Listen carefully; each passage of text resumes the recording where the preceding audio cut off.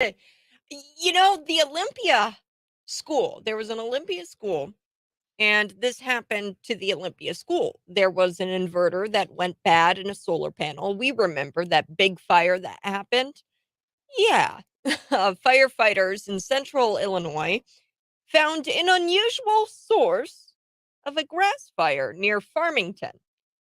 So, Farmington is in central Illinois, and we've got the Farmington Community Fire Protection District going out on their Facebook page and then saying that an inverter panel in this solar panel field was burning up and it set the nearby grass on fire. Oh boy. Crews didn't use water to put out the blaze. This should sound really familiar to you. You want to know why? This happened to the Olympia uh, school district, and there was a solar panel that went out, the inverter, and there was information released about this fire at Olympia. Now, according to the Hope Funk's fire department chief, students were evacuated from the school. Nobody got hurt. This happened back in April of this year. Crews were able to get the fire under control in about 23 minutes. This is at the school, the Olympia Middle School High School campus. So middle schoolers and high schoolers attend there. And the chief at the time in April said that the solar panel inverter malfunctioned and the crews were able to keep it under control with fire extinguishers until they had to have a solar electrician get out there to the scene and disconnect it from the solar panel. So, same thing happened here. This is the danger of solar panels. I know people are like, yeah, why do you hate green energy? I don't. But here is just one example of politicians not giving a hoot about you, running with this green weenie energy baloney, and they don't care. I mean, that was a school. They had solar panels on top of their school. Now, we had I guess a solar farm where the same exact thing happened. Crews couldn't use water to put out the blaze here in Farmington, and they put it out on their Facebook page that an inverter panel was burning up. The solar panels had to be de energized, and the dollar estimate of the damage there is not available. We do know that Olympia did not. They didn't. They didn't pay nickels for these solar panels to be on top of their school, the Olympia High School, middle school. So I wanted to start out with that today. I thought it was interesting. Came across the desk and I said, this story sounds oddly familiar. It's because it is, and the same exact thing happened at the Olympia High School, middle school just a few months ago. Hmm. I've got so much to get to here. Keith Olbermann, ugh, he lost his last brain cell, folks. He wants Donald Trump put to death over these classified documents, indictment, the boxes hoax, as Donald Trump puts it. Next, I am going to get into the weeds a little bit here, and you might be scratching your head. You're not exactly sure what to tell people when you bring up the bribery that happened with Joe Biden, Hunter Biden, and this foreign national. Well, I'm going to break this down for you. The Burisma founder, and I'm going to butcher his name, Mykola Mykola Zlochevsky. He's the Burisma founder, and he allegedly bribed Joe Biden and Hunter Biden. Get this. He is an asset of the Russia's Foreign Intelligence Service. People might know that as an SVR. The Russia's Foreign Intelligence Service is a current incarnation of the world's oldest espionage agencies. This is the world's oldest espionage spying agency. It's called the KGB. It's been known as decades for that. So we have somebody bribing Hunter and Joe Biden, and the person behind the bribes, this foreign national, we think it's this Mykola Zlochevsky. And this Mykola Zlochevsky is legit a member of the KGB, or what essentially is the KGB. It doesn't get more corrupt than that, folks. Here we go. Articles of impeachment filed against Joe Biden. Yes. But not only Joe Biden, Kamala Harris. And these charges are right on the money. I am live on Facebook. If you're watching, go ahead, smash that like button. We are here in studio, YouTube, Facebook.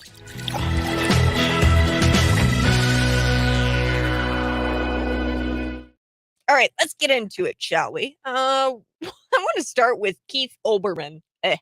Gosh, this guy has lost every little bit of brain cells he had left. Whatever's left of Keith Olbermann, this is what's going on here. We've got Donald Trump being indicted or acquitted anytime, really. Donald Trump is indicted or acquitted of anything. There's a cornucopia of leftists' overreactions to enjoy. The leftists get out there and they start, their heads, I can literally hear them start popping off. They're like losing their minds about Donald Trump. And I love it. Every single time he's indicted or acquitted or there's impeachments, any kind of hoax, right? The walls are closing in on Donald Trump. There's this leftist overreaction. And there's no one on the left who's more enjoyable to watch the meltdown than what's left of Keith Olbermann here. So Keith Olbermann is so enjoyable to watch. Keith Olbermann, he used to be a CNN correspondent. I think he did sports, honestly. Wasn't good enough for news, so he had to do sports. Now he's ranting in his kitchen. This is what he does nowadays. He goes into his kitchen, sits down at the table, he rants into his cell phone, and he calls it a podcast. So Keith Olbermann wants Donald Trump put to death. No, really. He wants him put to death. While the indictment made his, nipples probably hard. He's probably very excited about Donald Trump being indicted. Trump not being eligible for the death penalty is one thing that is making Keith Olbermann big sad. I've got the clip, the actual Keith Olbermann melting down. Let's take a listen.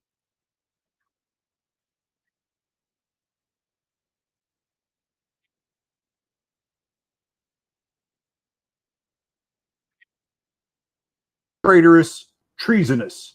Quote, the classified documents Trump stored in his boxes included information regarding defense and weapons capabilities of both the United States and foreign countries. But the next sentence is worse. Trump had documents detailing, quote, U.S. nuclear programs. But the next sentence after that is worse. Potential vulnerabilities of the United States and its allies to military attack. But the next sentence is worse still. Plans for possible retaliation to a foreign attack. And that is the real nightmare here. The joke is Trump spilled all our secrets on the floor of Mar-a-Lago. How did all those foreign spy agencies not steal them, the joke goes? How do we know they did not steal them? All that and more in a special weekend edition of the Countdown Podcast, available now wherever you podcast. There's Keith Olbermann, folks. My God, I don't know. A rational person can look at these charges on the merits and have differing opinions. Okay, so it's like this on the right now. We agree that this is politically motivated and this is a politically motivated charge. From there, it's choosing your own legal analysis. So there's this pro-Trump guy. I don't agree with him. He is a pro-Trump impeachment witness, Jonathan Turley, and he says that the evidence is quite strong against Donald Trump. And while it's true the DOJ is out to get Trump, Trump made it easy for them. He says, quote, some of the evidence is coming from his former counsel, and these are very damaging statements made against him. If you look at what's being described in this indictment, he made it more easy for them to do so. He made it easy for the DOJ to go out and get him. I don't agree with this guy, Jonathan Turley, because there's a law and nobody talks about the Presidential Records Act. I know I sound like a broken record. The Presidential Records Act, the Presidential Records Act, the Presidential Records Act, right? I sound like a broken record. I more closely agree with Mark Levin here. Now, he is conservative talk radio icon, who you can catch right here on Cities 92.9. later tonight. Now, he disagrees and he sees a broader issue at play. There is no law. What's going on here is a disgusting disgrace. It's a war on Donald Trump. It's a war on the Republican Party. It's a war on the Republic. The radical left is doing what the radical left does while they cover up for Biden, the way they covered up for Hillary. So, yes, the radical left is covering up for Joe Biden. And they did the same thing with Hillary Clinton, right? Remember when she smashed all those cell phones with a hammer? Uh, Now, there is how two rational people disagree. So there's people on the right who think that this is damning and that Donald Trump really damaged himself. He made it easy for the DOJ to go after him. That's what people on the right say. The DeSantis folk, that's fine. Um, that's how rational people disagree. Mark Levin, and then you had Jonathan Turley. Now, this fellow, Olbermann, Keith Olbermann, goes stampeding off to a firing squad based on a fantasy he cooked up in his head of what Donald Trump did. Even when Donald Trump was promising fans that he was going to lock up Hillary when he was, running in 2016, he was running on the fact that, hey, I'm going to lock up Hillary. He didn't, but it's okay. I think that revenge Trump is going to come back and do the right thing and lock her up. He never once said that he was going to put her on death row. Okay, so what this guy Keith is doing here is very far left and kind of insane. So, if anything, Hillary, if Donald Trump were to actually lock up Hillary would probably be hanging out with her gal pal, Ghislaine Maxwell, however you say it. She's a sex trafficker, and I don't care.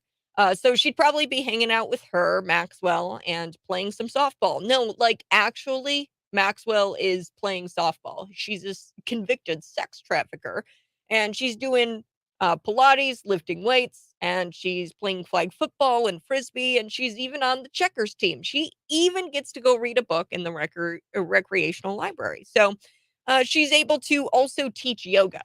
Yes, that's what's going on. A convicted sex trafficker in this country gets to have fun all day long. Note, this is important to note that there's still no word about Maxwell's client lists of powerful people she trafficked underage girls for. There's still no list, and we only know about Jeffrey Epstein, who critics say, without evidence, didn't kill himself. I would be one of those critics. Yes. Jeffrey Epstein didn't kill himself. Okay, moving on. Over him anyway. He needs to go touch grass. He needs to relax. He needs to get outside, take some deep breaths, maybe drink some water. Uh, get a nice cool glass of water. Take a sip. Plus, for those of you watching online YouTube, you can see that he's wearing glasses, and to be honest with you, it looks like he's transitioning into that creepy old lady that nobody really likes, right down the street, and everybody tries to avoid her. That's what Keith Olbermann looks like for those of you on audio. Do want to shift gears here, but I got to take a break. We've got to talk about this Burisma Holdings founder, Mykola Zlochevsky. I think I'm saying that right. So apparently this is the guy, the foreign national who paid $10 million in bribes to not only Hunter Biden in 2015 and in 2016, but then Vice President Joe Biden. Uh, and I'm going to get into this because it's come out now that this Mykola Zlochevsky, who was the guy behind all of the bribes, the foreign national Joe Biden and Hunter Biden were allegedly taking bribes from, uh, he's a member of the KGB, what is essentially the KGB. He's an SVR, is what they call him. So I'm going to be back. Join me on the live stream. This is the Morning Buzz.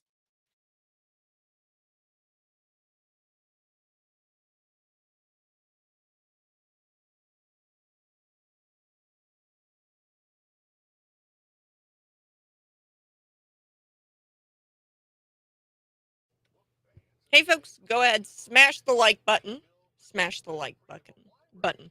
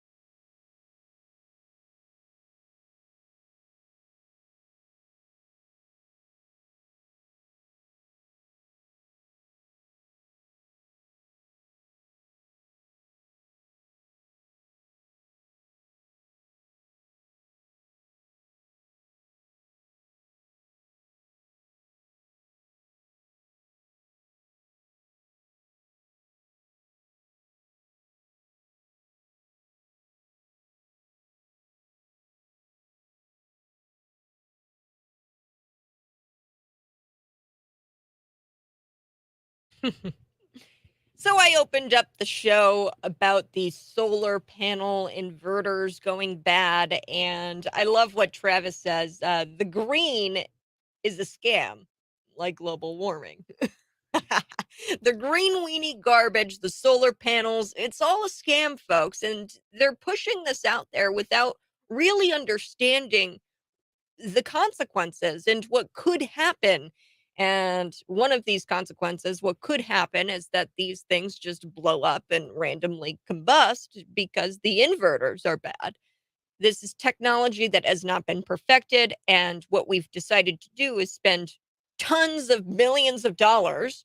Olympia, high school and middle school, I'm looking at you, by putting all of this money into these projects, and we're putting it on top of rooftops where our children go to school. So this happened back in April, where we had a solar panel inverter go bad. The Hope Funk's Grove Fire Department chief, he went out there and he said, "Hey, this was a solar panel inverter. It was malfunctioning. The crews were able to keep the fire under control using fire extinguishers, but they had to wait until a certified solar electrician arrived to the scene to disconnect the solar panels." Now, there were all kinds of tarps placed on the gym floor. It was closed down for some time. The kids are on break right now, but I mean, there was water leaking into the rooms directly below the fire. It's because the fire had actually melted the and burned the roof membrane. And that's how the water got into the building. I mean, the kids were off school for a couple of weeks. This was really bad. And this happened in April. Fast forward to today, we have the same issue. Firefighters in central Illinois, they found this unusual, like, grass fire. There's a big grass fire. We are in a drought, kind of. I mean, we've had like a little bit of rain here and there. There've been some really dry areas around central Illinois. Now, this Farmington Community Fire Protection District, they went out there on their Facebook page and they said, "Hey, yeah, the source of the grass fire that happened, it was this inverter panel in a solar panel field that was burning up, and it set the nearby grass on fire." So fire crews, they got out there, they tried to put out the blaze, and they had to use this dry chemical extinguisher. But the solar panels, they eventually had to be de-energized because they couldn't use water to put out the blaze. They had to use chemical extinguishers, and then they had to, unplug the solar panels. I mean, the amount of damage, the dollars that have been wasted, that hasn't been made available yet. But we do know that this has happened twice in the central Illinois area, and it's just going to keep happening, folks. 309-451-9299. I've got so much to get to in the 6 o'clock hour here on the Morning Buzz. First, we're going to dig into it. The Burisma founder, Mykola Zlochevsky. I'm going to get into the weeds a little bit. Just bear with me, okay? This is the guy who allegedly bribed Joe Biden, Hunter Biden, and it gets even more curious than what you think, because Mykola Zlochevsky, this guy, this Burisma founder, it's said that he is an asset of Russia's foreign intelligence service. So you're probably scratching your head. You're like, what's that, Cat? Well, this is the current incarnation. The Russia's foreign intelligence service is a current incarnation of one of the world's oldest espionage agencies, and it's been known for decades as the KGB. Somebody who's a part of the KGB, this Burisma founder, was bribing Joe and Hunter Biden. We're going to get to that here in just a little bit later. Here we go. The articles of impeachment, they're filed against Joe Biden and Kamala Harris. And these charges are right on the money. Go Andy. He's the Republican who brought these articles of impeachment forward. There's two pieces to the articles. I'm going to dig into what the articles are here on the Morning Buzz. And as always, I am live in the studio on YouTube and on Facebook, also Twitter. So catch me there.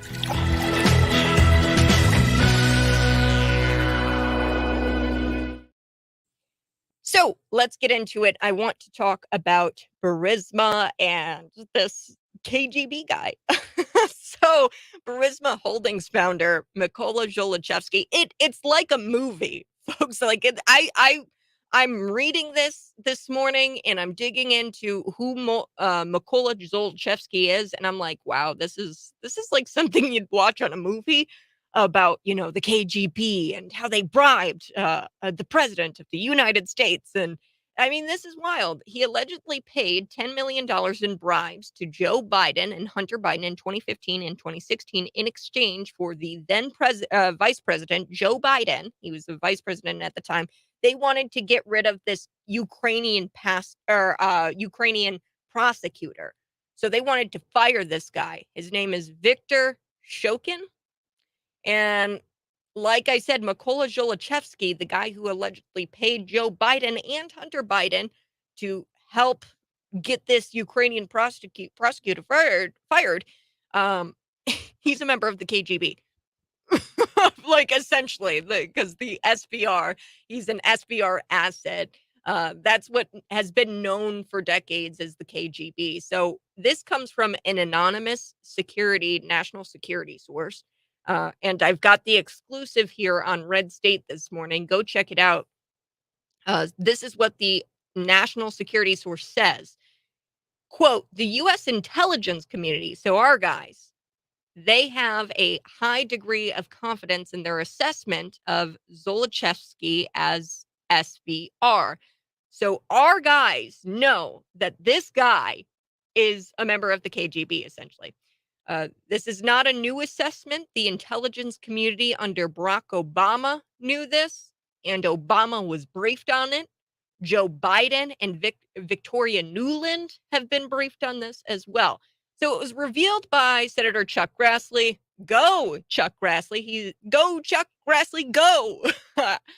He is just calling them out here, folks. So yesterday, and this is the big news, he mentioned this foreign national in an FD 1023 form. I've talked about how the FBI tried to conceal that.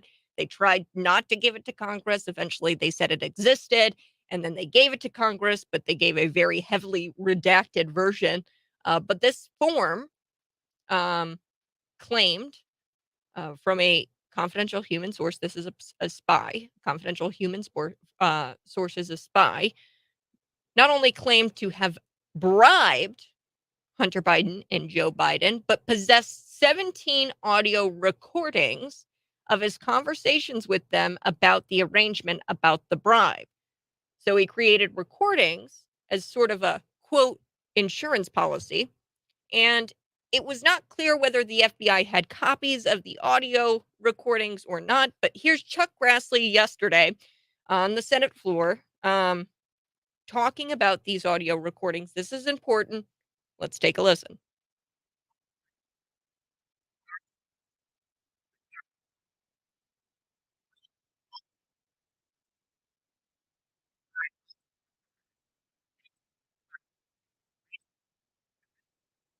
Audio recordings of his conversation with them. 17 such recordings. According to the 1023, the foreign national possesses 15 audio recordings of phone calls between him and Hunter Biden. According to the 1023, the foreign national possesses 2 audio recordings of phone calls between him and then Vice President Joe Biden. These recordings were allegedly kept as a sort of insurance policy for the foreign national in case that he got into a tight spot. The 1023 produced to the House committees redacted reference that the foreign national who allegedly bribed Joe and Hunter Biden allegedly has audio recordings of his conversation with Chuck Grassley on the Senate floor yesterday talking about these recordings. Now, last week, we have our Green and Paulina and Nancy Mace saying that the national identified in FD 1023 is this Zlochevsky character. Okay? This is the Burisma Holdings founder, the guy who's part of the KGB, essentially. So, in addition to forming Burisma, who is Zlochevsky's Well, he was Ukraine's ecology and natural resources minister from July 2010 through April 12, and then he was the deputy secretary of the Security and Defense Council from April 2012 to February 2014. Then he appointed Hunter Biden to the Burisma board in April of 2014. Okay, the timeline's important here, folks. Stick with me here. And later that month, his assets in the UK were seized by the Serious Fraud Office as part of a corruption investigation into Ukraine's former president, Viktor Yanukovych. This is Ukraine's former president, before Zelensky, right? So the House Oversight Committee yesterday, Representative James Comer, a good guy, issued a subpoena to Devin Archer, I think is his name, who was also named to the Burisma board and was Biden's business partner during his time frame in question. These are all very corrupt people. Zlochevsky is corrupt, uh, and Hunter Biden and Joe Biden were allegedly bribed by him. And there's audio of this. So I think that's gonna be the smoking gun here. We can get our mitts on these audio recordings, and it's all over. Now, I have to take a break, but when we come back, I said that I was gonna get into the articles of impeachment. Just know this, take away from what I just told you about that Burisma guy, just know that this Mykola Zlochevsky, this guy from Burisma, he's a member of the KGB. He had people bribing from the KGB bribing Hunter Biden and Joe Biden, allegedly. We don't know yet. Hopefully Congress, gets this done. Isn't it sad? The FBI should be investigating Joe Biden. Why is the FBI not leading charge on this? We've got politicians right now who are trying to get to the bottom of what was going on with this $10 million for. Uh, right? We've got politicians doing this, not the FBI. We're gonna be back here, and I'm gonna dig through these articles of impeachment against not only Joe Biden, but Kamala Harris.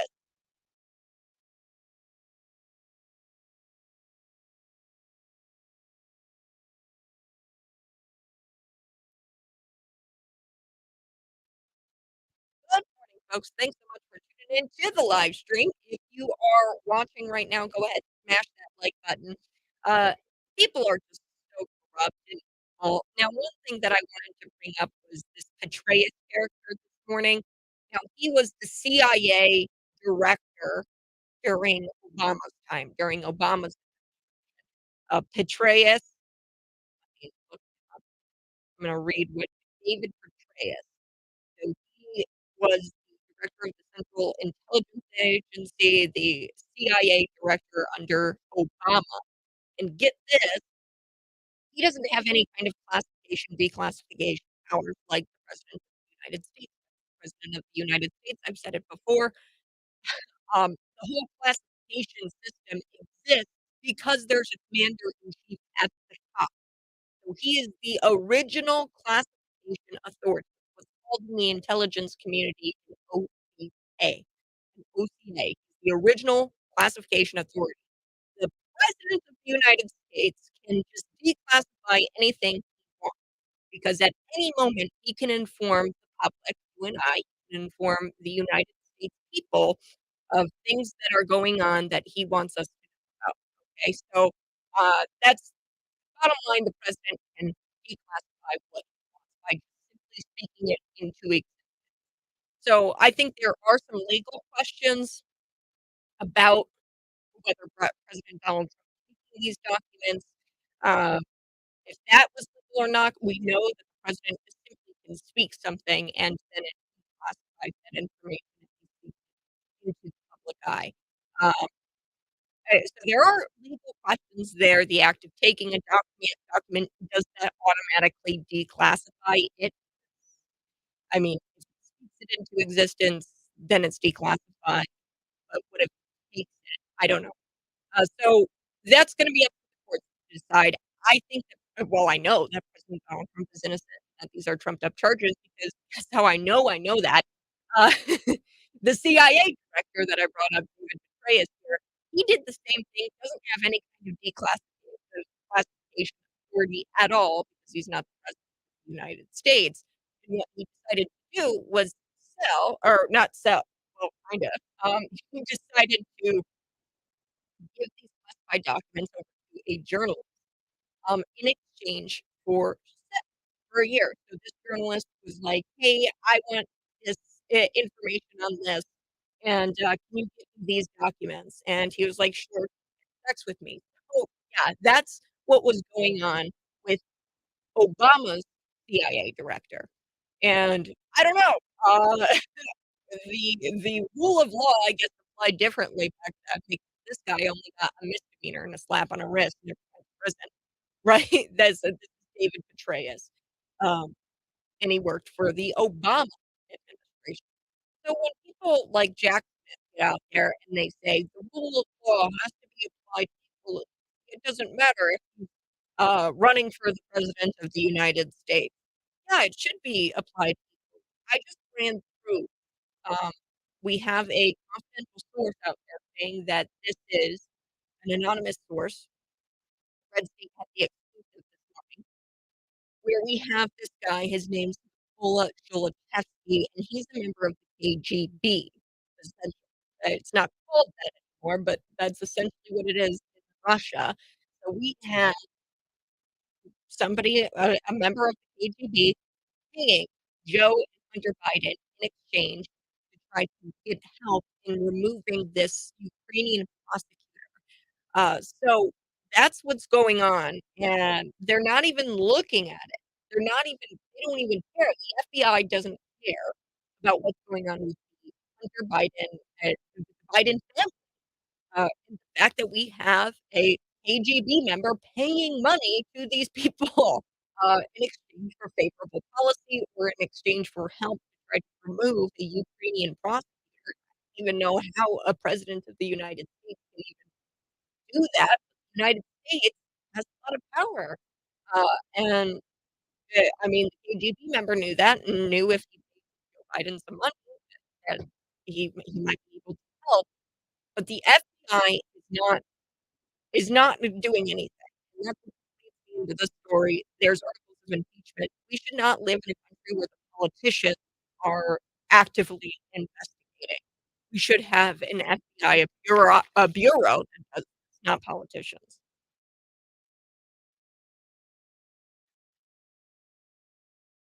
Hey, good morning. This is the Morning Buzz. Thanks so much for tuning in. And now I took the break and I was telling you a little bit about what was going on when it came to the Burisma founder, Mykola Zlochevsky. Look that guy up on your lunch break today. This guy is not a good guy. He is said to be an asset of Russia's Foreign Intelligence Service. Some people might know that as SVR. Some people might also know that as the KGB. Yes, the KGB.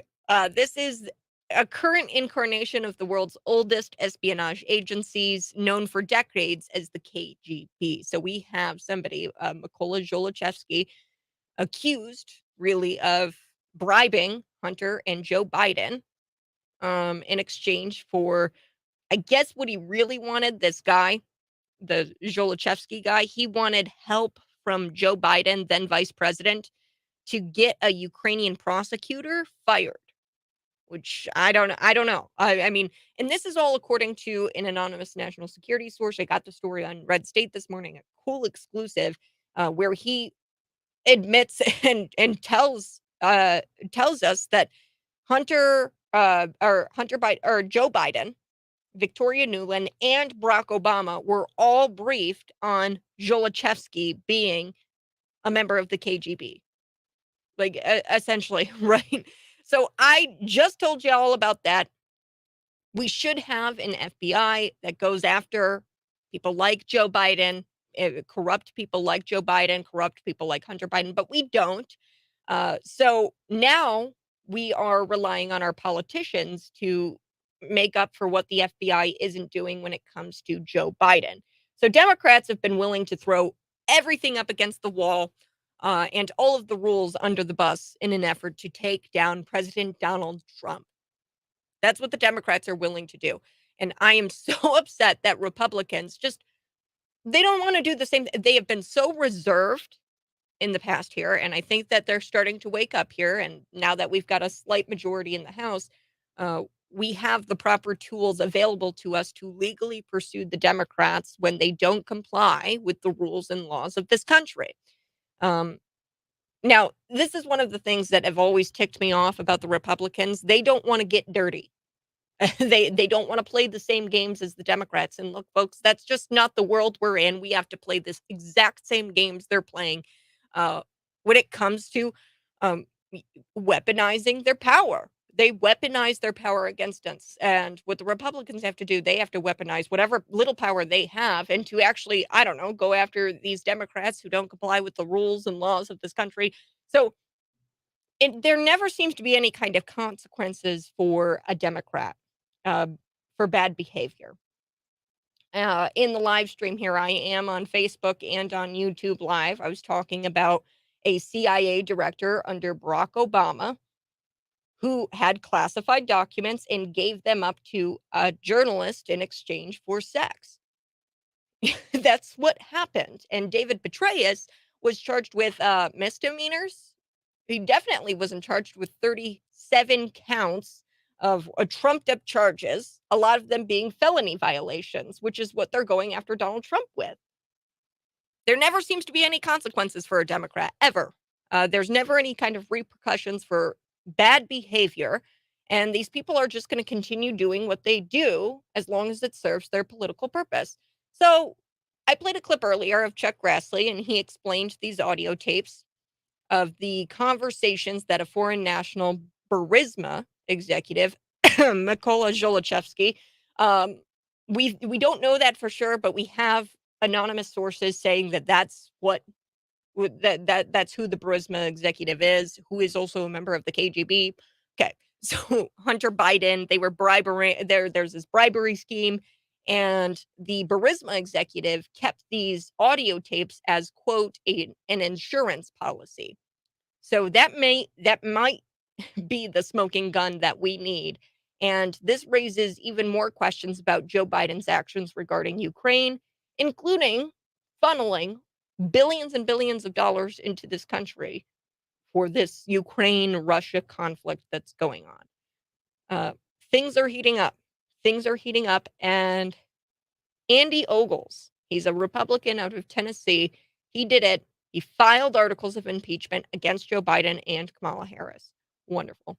Wonderful. We have to dig into those articles of impeachment here coming up next.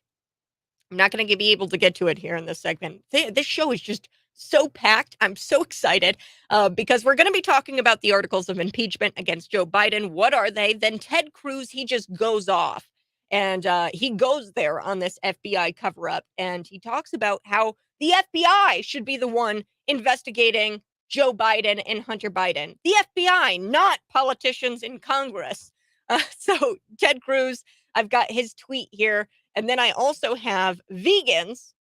They are uniting against the scourge of white veganism for some reason. So vegans of color are upset with white vegans because they aren't aware of their racial biases. Yeah, I've got the story here next.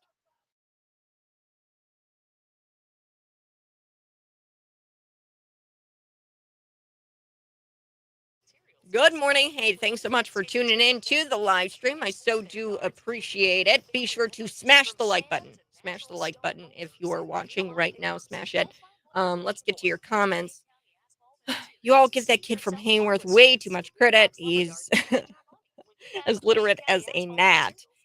He just repeats what he hears in an attempt to be a member of what he believes is some cool kids club. That's all.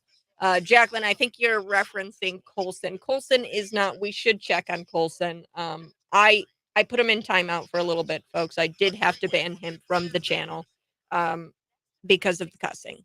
Do not cuss in the comments. We try to keep a PG show, a PG-13 show, and if you use anything that is not FCC appropriate, and if I find it, I will have to put y'all in a timeout.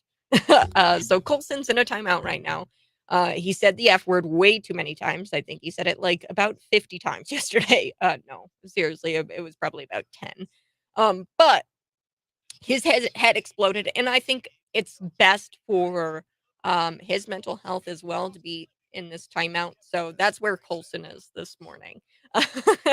um, I uh, I do want to talk about this. Most libs lose brain cells daily anyway, especially the media talking heads. Yeah. Keith Olbermann, he completely lost his marbles and he is calling for Donald Trump to be killed. Yes. No, really, that's what he said. He wants a firing squad. He wants Donald Trump to be on death row for what he did, which is just completely wild. Now, there are legal arguments to be had here. There have been Republicans who have said that Donald Trump really made it easy for the DOJ to go after him. Everybody on the right agrees that this is a witch hunt, that this is political weaponization. We all agree on that, people on the right. However, there's some disagreement about, the legality of what Donald Trump was able to do when it came to documents. And there's something that a lot of people are ignoring, and that is the Presidential Records Act. And if you think about it logically, it just makes sense. Okay, the President of the United States is the original Classification Authority, the OCA. The whole entire system exists because he's there in office. He's the commander in chief. He gets to decide what's classified, what's not. He's the original classification authority. So there's questions to be had when it comes to the legality of him taking these documents. I get that. I'm more on the side of this is completely trumped up chart. They're crazy and they're going after Donald Trump despite there not being one law that he broke. There's not one. I've looked at the Presidential Records Act. If you have not, I suggest you do that. But Keith Olbermann here, CNN talking head, he was a correspondent, I guess, at some time, can't just have a disagreement and he can't just talk about why he thinks it was illegal what Trump did. He decided to go completely wacko and lose all of his brain cells and talk about how he wants Donald Trump to literally die. Yes, this TDS syndrome is really bad. So we're going to get to that. Also, there's one story that I haven't touched on yet, and it has to deal with uh do you guys remember what Chaz is? So Chaz was something that was going on in 2020, and essentially it was like this weird um um town. It was like I don't even know how to what to call it really. It was like something in Seattle, and it was during the 2020 riots with George Floyd. But now we have a father out here of a teen fatally shot in Chaz suing the city, county, state, and local officials for encouraging lawlessness. So this was like I don't know, an autonomous zone. They created like a fake town, these criminals, and they wanted to live in this town outside of Seattle. So I'm going to be talking about it here in the 7 o'clock hour.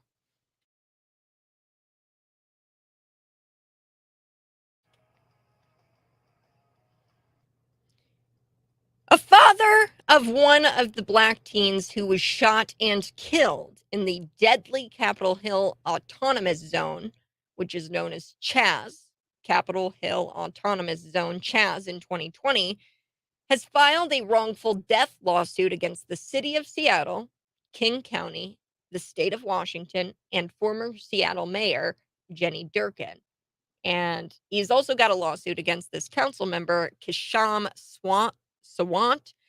So what's the lawsuit all about? It's about them, the local municipality, the city, the state, everybody encouraging lawlessness to reign. So this is really sad. He lost his boy. And you guys remember what Chaz is. It was like an autonomous zone. It was almost like a whole other city within the city of Seattle. And they were encouraged to kind of makeshift their own city during the George Floyd 2020 riots. So, and it was a city of lawlessness. It was a city where people were barricading themselves in, shooting people. And I've got the story here about this lawsuit this father has filed against these people who encouraged lawlessness. We're going to get to that story here in the 7 o'clock hour. And I do want to talk about these articles of impeachment. I'm not going to have a whole lot of time right now, but bottom line, Andy Ogles, a Republican, has filed articles of impeachment against both Joe Biden and Kamala Harris. Woo! Yeah. I'm excited. And the reason is a perfect one to apply to both of them. So there's a couple of parts of these articles of impeachment that I'm going to dig into. One, the weaponization of their offices. So not just for Joe Biden, but also for Kamala Harris. They have weaponized their office.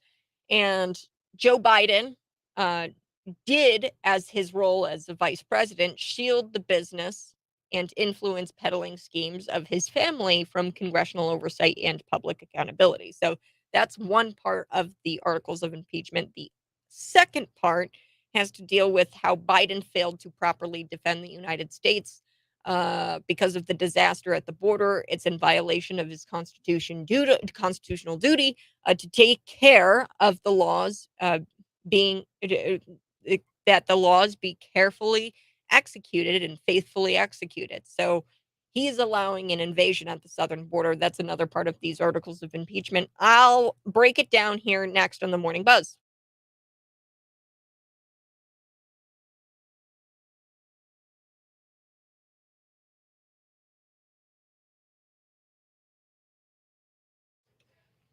Good morning. Hey, thanks so much for tuning in to the live stream. I so do appreciate you here joining me. Smash the like button, share this out with your friends.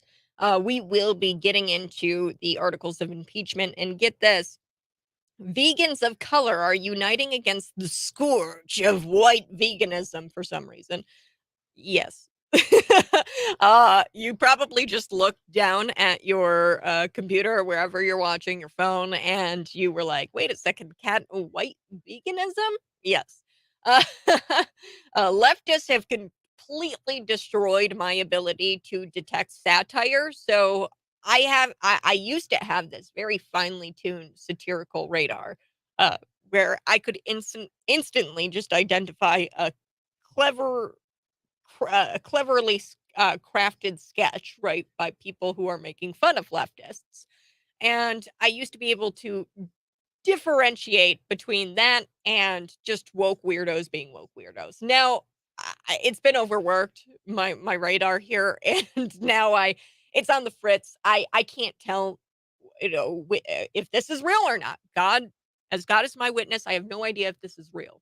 Vegans of color are taking a stand against white vegans. Yes, I will be getting into this. And there is a disturbing clip that I have for you coming up in just a little while. Like I said, a solar panel inverter caused a grass fire in central Illinois. It's Farmington. So there was an unusual source of a grass fire near Farmington. So they didn't know what it was, but they found out that it was an inverter panel um, in the solar panel field that was burning up, and it caught the grass on fire. So crews didn't use water to put out the blaze. They had to use these dry chemical extinguishers, and the solar panels had to be de-energized in order for the fire to stop. So you're probably like, wait a second, Kat, that sounds familiar. It should sound familiar because back in April, students were evacuated after a fire at the Olympia High School Middle School. So the fire chief at the time, back in April of this year, said that a solar panel's inverter was malfunctioning and the crews had to keep the fire under control using fire extinguishers until a certified solar electrician arrived to the scene to disconnect it from the solar panels. Ah. So this is just your classic case of politicians not giving a damn about you and your safety and making it to where, and this is my fundamental understanding of what government should be. The fundamental point of government is to provide a place and provide almost an environment where we have the ability to take care of ourselves and to take care of our families. And that means providing some sort of level of protection, um, public safety. Um, and I'm not asking much from the government. All I'm asking is that you provide some sort of safety so that way I don't have my children burned alive in a school. People don't want to talk about that, but I will. So what went on at Olympia High School and middle school was not okay.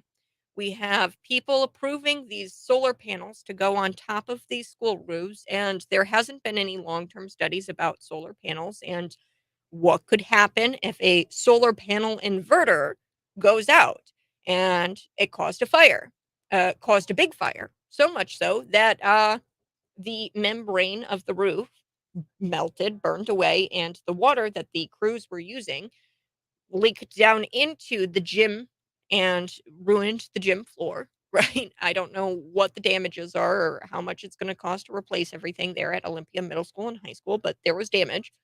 Um, and we had government, school boards, we had probably the state incentivizes it to get these solar panels on top of the school.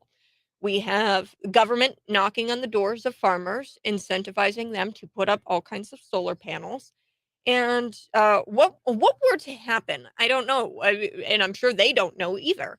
This is just classic incompetence. What were to happen if in Farmington, Illinois, right, where this fire, this inverter went bad, if there were multiple fires, the chain reaction with all of the you've seen solar farms before. There's solar panel, solar panel, solar panel, solar panel. And what if an inverter went out and it caused all of the solar panels in the field to just explode? Right? Nobody talks about this kind of stuff. Why? I don't know. Because they want us to catch on fire, or they don't care, and it's all about the money. Because there, make no mistake, there is a big financial incentive to go green, folks. Because yeah, that's their globalist goal. But yeah, I wanted to bring that up today. The solar panel, it's a familiar story, and it should be familiar to you in that it's happened before at the Olympia Middle School and High School, where the kids had to be evacuated and they were left not going to school for a couple of weeks. So I'm going to be back. We're going to talk about the articles of impeachment because go Andy Ogles, Republican from Tennessee.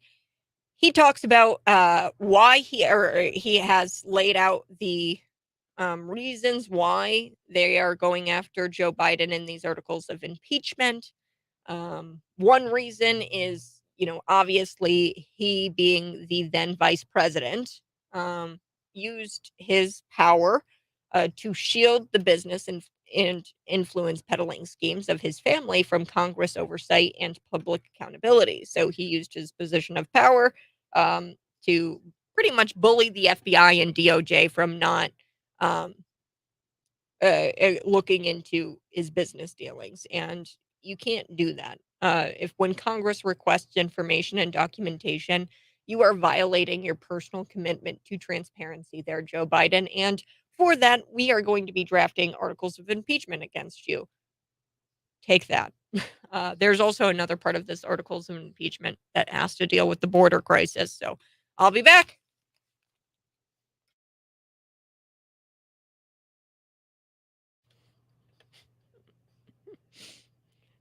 Keith Olbermann. He's completely lost his mind, folks. His last brain cell. He wants Donald Trump put to death over this classified document indictment. Keith Olbermann, y'all know him. He's the CNN correspondent. I think he was a sports correspondent because, he wasn't good enough for news. But yeah, so he does like this he calls it a podcast. He gets into his kitchen, he sits down and he tapes himself on his phone and he calls it a podcast. That's what he's doing now. And on his podcast, he was talking about how he wants Donald Trump put to death. No, really, that's what he said.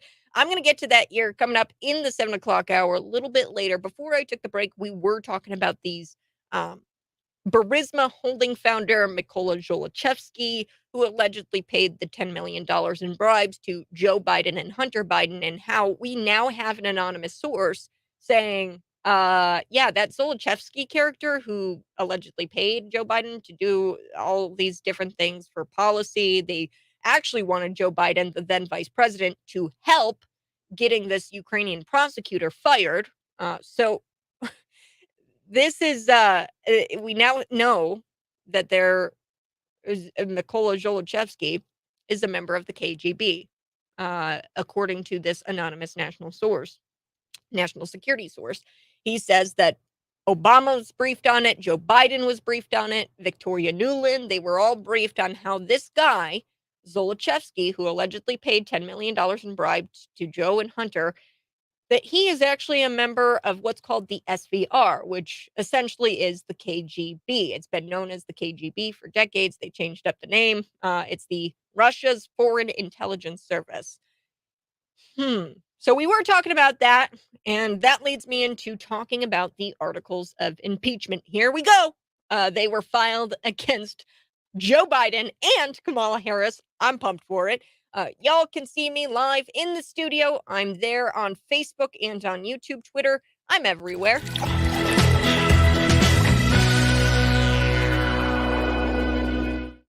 All right, let's get into it. The articles of impeachment. So Andy Ogles, my man, go him. He has drafted these up, and there's a couple of different pieces here that we're going to break down. Joe Biden, Kamala Harris. There's one part of this that applies to both of them. Actually, both of these articles, parts of these articles of impeachment apply to them. The weaponization of their offices, not just for what Hunter Biden or Joe Biden did, but what Harris is doing since they came into power. So not just what they've done so far, but what they're currently doing. And also for what Joe Biden did as the vice president. So one part of the articles of impeachment looks at how Joe Biden, then vice president, has shielded his business and influence peddling schemes from of his family, the peddling schemes, the influence schemes, the business schemes, from congressional oversight and public accountability. They are not complying with the congressional request for information and documentation. And guess what, Joe Biden? This first article says that you are violating your personal commitment to transparency. You have to be transparent. Okay, when Congress asks you for documentation, the FD 1023 form, you need to provide. And in doing so, the articles argue that Joe Biden acted against the public trust, and this was a subversion of, quote, constitutional government to the great prejudice of the cause of law and justice and to manifest injury of the people of the United States. So he is acting against the public trust for not providing the documentation that Congress has requested from them, the FD 1023 form. They tried to withhold that. The second article here of impeachment alleges that Joe Biden has failed to properly defend the United States because of the disaster at the southern border. This article says that this is a violation of his constitutional duty to take care of the laws. And you have to take care that the laws be faithfully executed and directly facilitated the ongoing southern border crisis and endangered the people of the United States.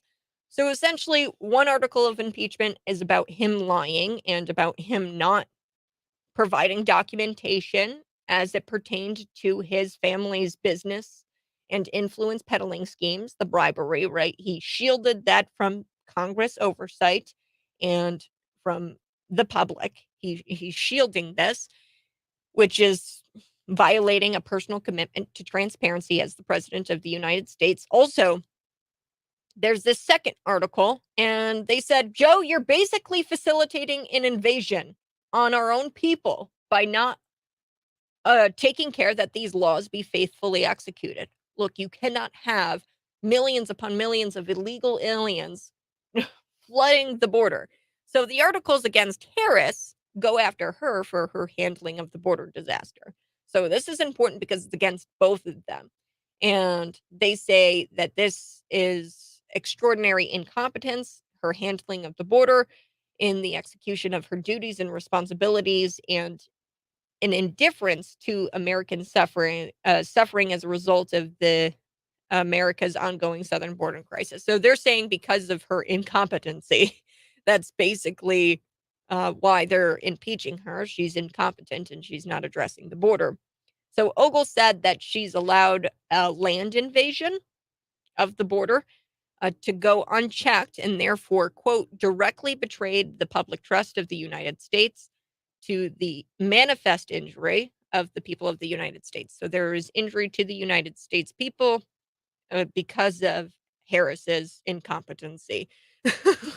So Ogle said we can't depend on the DOJ to hold Biden accountable, so Congress has to take action, which is deeply troubling that we don't have the FBI, the DOJ holding these people accountable for what they're doing. And now it's up to Congress to bring forward these articles of impeachment. Every GOP member should be signing on board these articles of impeachment. I've said it from day after the Afghanistan withdrawal. That's when I really started calling for the impeachment of Joe Biden. Um, Even if it gets stopped in the Senate, Biden and Harris, they need to face consequences for their bad actions and for the weaponization of their offices. Bottom line. All right, let's get into it. Ted Cruz, he goes there on this FBI cover up of the alleged Biden bribery tapes. So, uh, this was very troubling, and I'm going to play it again because it's worth replaying here. Chuck Grassley on the Senate floor talking about these audio tapes. So now they've found audio tapes. This is the most troubling revelation yet related to the Joe Biden bribery scandal. We've got Chuck Grassley, and he's saying that there have been over a dozen different tapes that exist that involve conversations about Joe Biden taking bribes from a foreign national, whom I believe and whom national security anonymous source says is this Mykola Zlochevsky, who is a KGB member. So here it is. I'm going to play Chuck Grassley here on the Senate floor talking about these tapes. Let's go.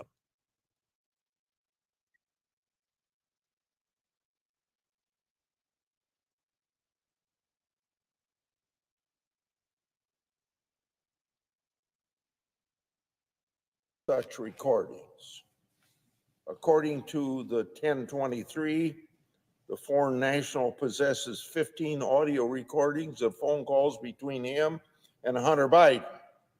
According to the 1023, the foreign national possesses 2 audio recordings of phone calls between him and then Vice President Joe Biden. These recordings were allegedly kept as a sort of insurance policy for the foreign national in case that he got into a tight spot. The 1023 also indicates that then Vice President Joe Biden may have been involved in Burisma employing Hunter Biden. Based on the facts known to the Congress and the public, it's clear that the Justice Department, the FBI, haven't nearly had the same laser focus on the Biden family. Special Counsel Jack Smith has used a recording against former President Trump. Well, what is U.S. Attorney Weiss doing with respect to these alleged Joe and Hunter Biden recordings that are apparently relevant? There you go, Chuck Grassley calling them out. Okay, the rule applies to we have a two-tier justice system. Now, the problem is that no one knew that there were these recordings because it was all redacted by the FBI before members of the House Oversight Committee, which Chuck Grassley chairs, got their hands on it. Okay, they had no idea because it was all redacted. Now we know that there's these tapes. Why was it redacted? Ted Cruz has a pretty good idea. Here's his tweet. It's been obvious for quite some time that Biden's partisan Democrat lackeys at the DOJ and FBI have been working to cover up allegations of corruption against Joe Biden. If the FBI was this blatantly complicit in stonewalling, that is deeply disturbing. That's Ted Cruz. Way to go. He just lays it all out there. Every step of the way, the FBI director, Christopher Wray, and his bureau have sought to obstruct any investigation into what could be the biggest presidential scandal in American history. And we are talking about millions of dollars in bribes paid to someone in their official capacity who now resides in the White House. Given the gravity of this situation, I can't even fathom that the FBI wouldn't do everything they could to flesh out the source of the information and to pursue all leads. That hasn't happened. And as a result, we've gotten a slow drip of information with the House Republicans and now Senate Republicans uncovering bits and pieces one step at a time. It should not be that way in this country. The FBI and the DOJ should be the ones investigating this, not the politicians doing the work of the FBI. Regardless, if this is going to be up to the Republicans to investigate using their congressional authority, there is simply no excuse to have redacted the information about those tapes. No excuse. The only possible explanation is corruption as part of a cover-up. And I refuse to believe at this point that Wray has been kept in the dark about all of this. An FD 1023, allegedly a vast criminal scheme involving the president, doesn't get shown to anyone without the head of the FBI giving permission, right? I know that Christopher Wray, there's no way he was kept in the dark about this. This means that Wray almost certainly was involved in trying to hide very damning evidence from Congress about Joe Biden taking bribes from a KGB member. Wait, what do you call that? You call it obstruction and contempt of Congress. And I think that there needs to be some sort of accountability. Don't you? Republicans have to kick things into high gear now, folks. They do. There has to be a subpoena of this confidential informant who wrote the FD 1023, and this needs to happen immediately. Whoever the informant is will be able to shed some more light, I think, on this foreign national, who I believe is this Zlochevsky KGB member. Further, I think that informant can provide valuable information on what the FBI does and how and doesn't know, what they do and don't know, possibly further exposing the ongoing cover-up. Because that's a whole other part. It's one thing that Joe Biden did this. It's another thing that the FBI is covering it up.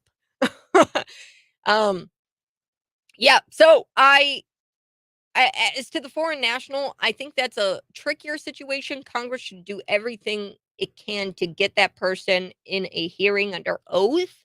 Unfortunately, subpoenas don't do much when you're dealing with a non-citizen like Mykola Zlochevsky, who allegedly paid these bribes to Joe Biden and Hunter Biden. I don't think that there's going to be much there if you were to subpoena them and have them talk under oath in front of Congress because it's a non-U.S. citizen. Still, no stone can be left unturned, and perhaps this foreign national, Mykola Zlochevsky, would be willing to voluntarily help, especially if Biden screwed them over, right? I mean, maybe he'll come and talk to Congress about the bribery scheme. Who knows? I'll be back. I've got so much to talk about, especially this. I've got a funny story. And maybe y'all can help me with this because I think my satirical radar is on the fritz here because I can't tell if this is just somebody, clever, being clever and crafting a sketch about woke people, or if it's just woke weirdos being woke weirdos. Apparently, there's the vegans of color are taking a stand against white veganism. Yes, all of this and more ahead on the Morning Buzz.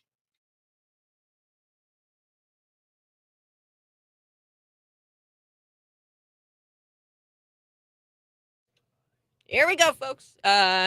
This is the Morning Buzz. I so do appreciate you. If you are watching right now, hit the like button. Do it right now. I bet you won't. hit the like button. Share this out with your friends. Here we go. The FBI has become a threat to the will of the people. Sadly, we can't have that sort of organization with power in our nation. Yes, dismantle the FBI. That should have happened like yesterday. I am for the dismantling of the FBI. And where we are at right now, folks, and with the Presidential Records Act, with this indictment of Donald Trump, everybody says, oh, he took classified documents, blah, blah. Okay. But you're missing something. The president is the original classification authority, the OCA. And basically, what the bureaucracy is doing, these institutions, what they are doing is that they are saying that they have the classification authority, which is not what the founding fathers had in mind. The commander in chief has the classification authority because he's the commander in chief. When you give these institutions, these bureaucracy, all of the power, then we don't have representation. That's what this is. They're saying that even the president of the United States doesn't have classification powers or declassification powers. They're saying that the president, the commander in chief, doesn't even have that authority. Meaning, I mean, what the hell is the point of a president then? They don't want us to have elected representation. They want us to be represented by, really controlled by, bureaucracies, institutions. That's what's going on here. It's definitely not your elected representatives, because our elected representative, our president of the United States, should have classification and declassification authority as the commander in chief. But guess what, folks? We have an institution, FBI, DOJ, Biden's administration. They are saying that the president of the United States doesn't even have that. So what the hell is the point of even having a president? I mean, what? If the president can't even take, and we fund, what the hell is the point of funding the former office of the president? Okay, what's the point? The Congress funds the former office of the president. They give him Secret Service until he dies, right? We give him the Secret Service. We fund that as taxpayer. What the hell is the point if the president of the United States, the former president, can't take documents? Joe Biden did it, and I think that this is illegal. Somebody pointed this out yesterday, that Obama signed an executive order giving Joe Biden the authority to take classified documents, which is concerning, and I don't think that's legal. There's a reason why we have a Presidential Records Act. It talks about how the president is able to declassify and classify information, and how he can have records after he leaves the office, through the office of the former president of the United States, which we fund, which Congress funds. But apparently Barack Obama gave him classification powers through an executive order. And I don't think that's legal. I don't think it's legal, which is similar to what we've got going on with JB. A lot of times what he does, he'll do executive orders, or which he doesn't even really have to. But during the COVID crisis, right, he did executive order, executive order, executive order. And there were laws on the books, the Right of Conscience Act. There were laws on the books that said you can't mandate people to wear masks. You can't mandate people stay inside of their homes because of these different laws that have been on the books for 20 plus years. JB didn't care. That's why he was sued by Darren Bailey. And Darren Bailey won that case against the governor, because there's current laws on the books. You can't circumvent the law with executive orders. That's not the way the United States works. It's not the way the state of Illinois works. But Barack Obama did it, and he circumvented the law on the books surrounding the Presidential Records Act. This is just like, this happens at the state level. It happens at the federal level, where you've got these power-hungry politicians who are corrupt as all hell, and they start drafting up legislation. They start drafting up executive order after executive order, going and circumventing the current laws that are on the books. So I don't know if then Vice President Joe Biden could or could not have classified documents because of that executive order. He might have been able to. But like I said, that executive order might not be legal. So let's get into it. Some vegans here calling out white vegans, vegans of color.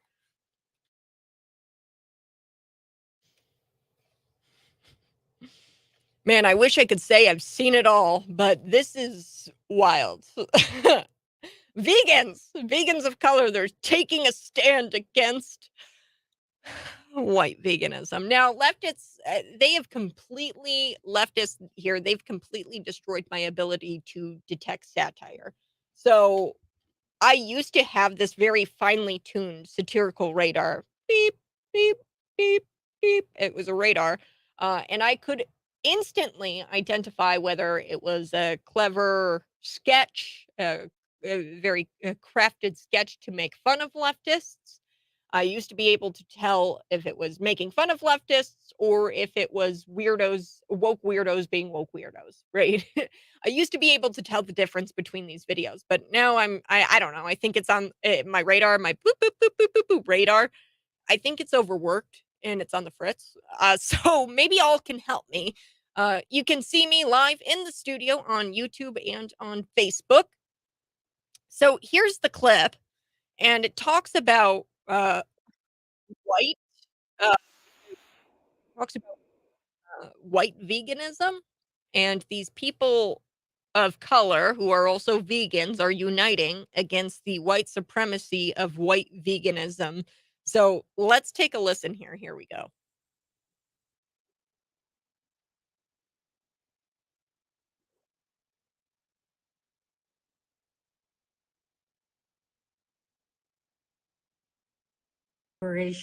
While ignoring the context of colonization and imperialism and how all of this impacts all living beings and the planet. Not all white people vegans are white vegans. Our veganism must be intersectional, accessible, anti-racist, anti-imperialist, and decolonized. One more time. Fail to account for white supremacy and veganism, you get white veganism. White We vegan. must address the role of white supremacy and the oppression it creates, no matter if we are vegan or not. White veganism focuses solely on animal liberation while ignoring the context of colonization and imperialism and how all of this impacts all living beings and the planet. Not all white people vegans are white vegans. Our veganism must be intersectional, accessible, anti-racist, anti-imperialist, and decolonized. What? Fail to account for white. Okay, I played the 3 a couple of times. I'm sorry if your ears are bleeding. So in the video there, the clip, somebody legit says, not all white people vegans are white vegans. Our veganism must be intersectional, accessible, anti-racist, anti-imperialist, and decolonized. I have no idea what those words mean. I mean, this has to be like comedy, right? This has to be satire. Vegans are an easy target. I mean, I could see somebody creating satire like this. The lack of eating delicious meat leaves them without the energy to fight back. So they're a really easy target to try to make fun of. Plus, they have no upper body strength, from not eating meat. Vegans are known for not having a sense of humor. And being very easily triggered by things. So this is why people make comedic tropes out of them, comedic things out of them, which I get. I mean, if I were to go through life not knowing how incredible barbecue is, I'd be an insufferable jerk too, right? Keeping that in mind, I can easily see how a handful of improv players, if they were to pull this off, right? I could see this happening where they're playing improv and you're on TikTok and, this is the improv situation. Somebody says in the room and they're like, hey, you're on TikTok and you don't think vegans are woke enough. Now go make a video, make it funny. This has to be, right, comedy. It has to be satire. As God is my witness, I don't know. I have no idea. The only other alternative is that this is real people. If this isn't comedy, this is real people trying to make white veganism a thing, which being vegan is obnoxious enough. Okay, so throw in gender studies, critical race theory on top of it. I just don't know. These people are insane, and it almost makes you feel sad. If this is real, this is really sad. And it makes me sad for a moment, and then I remember oh, I'm smoking brisket over the weekend and I've got a smoker. And then I start to feel awesome again. 309-451-9299. White veganism. White veganism because it's racist. You can't be. Not all white vegans are a part of this white veganism, though. Are white vegans. We have to make sure our veganism is intersectional, accessible, anti-racist. My God, what is it with these people? On the other side, Scott Robbins will join me for Scott's Takes. Happens around 7:35 every morning here on the Morning Buzz. Be sure to go catch us on the live stream. It's YouTube and Facebook. Just type it in, The Morning Buzz with Cat on YouTube. You should be able to find it.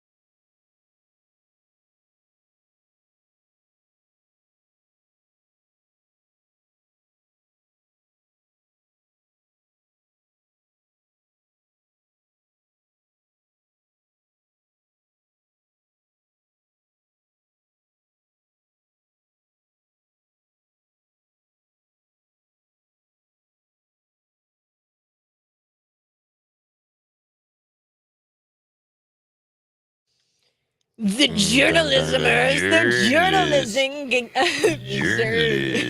they're doing it again. Scott Robbins over here for Scott's Takes, the Morning Buzz. Yeah, before that, let me just say for the record that Ted Nugent is playing at the Peoria Civic Center Theater coming up. Really? Check local listings. It's the final hoorah, and Ted's going to ride off into the sunset, into retirement, I guess. So, yeah, he's going to play the theater, and I'm sure the show will sell out. Ted is one of the most fascinating people on the planet. He is, golly, I mean, do some deep dives on some interviews. They're hilarious. Mm-hmm. He is a huge conservative. Oh yeah. Well, I think he's even got like land. He does. Bloomington. Yeah, somewhere around here. Yeah, he's got land where they hunt and they fish and they do all this. And Ted's a real proponent of that. So anyway, there you guys thought I'd mention that because he'll probably dedicate Cat Scratch Fever that night to you, Cat Peterson. Scratch Fever. I'd like to dedicate this one to my gal, Cat Peterson, over there at Cities 92.9. All right. This is the headline in Time Magazine. And I'm going to read you the headline. And then I'll tell you, if you don't already know, I think the bulb's going to go off on most of you because you're smart enough to figure this out. And you don't have to be that smart to figure this out, but you may have to remember your history a little bit. Here's the headline in Time Magazine. How Ukraine's dam collapse. We know about that big dam collapse, don't we, in the Ukraine? How that could become the country's Chernobyl. What? Now, if you recall, Chernobyl happened in the Ukraine. Huh. Got that one past the goalie, didn't we, huh? That's pretty embarrassing. Layers and layers of fact checkers at Time Magazine, too. That's their number one job. They've got these people in these positions to fact check all this stuff that's going on, right? Well, they missed that one, apparently. Anyway, yeah, Ukraine's dam collapse could become the country's Chernobyl. Wow. Perfect example of how desperate journalism and ignorant and stupid some of these people are, right? That are doing the journalisting these days. Unbelievable. Ukraine already had a Chernobyl. Yeah. It was called Chernobyl. Yeah, it was called Chernobyl. Wait, what? So Time Magazine approved this headline. So they don't know where Chernobyl is, apparently. I mean, I guess I'm grateful that they've heard of it, but, at the same time, it's like, what is this? What is going on? Gosh dang. Okay. And I'm watching the news this morning because everything is so surrounded about they're going to have the live cameras in Miami and Trump's going to court and blah, blah, blah, all this stuff. Right. And apparently they're expecting now, again, this is all hyped up for the media too, because they want us to believe there's going to be some sort of, frothy mouthed, barking, hood wearing white supremacist there to support Trump. Right.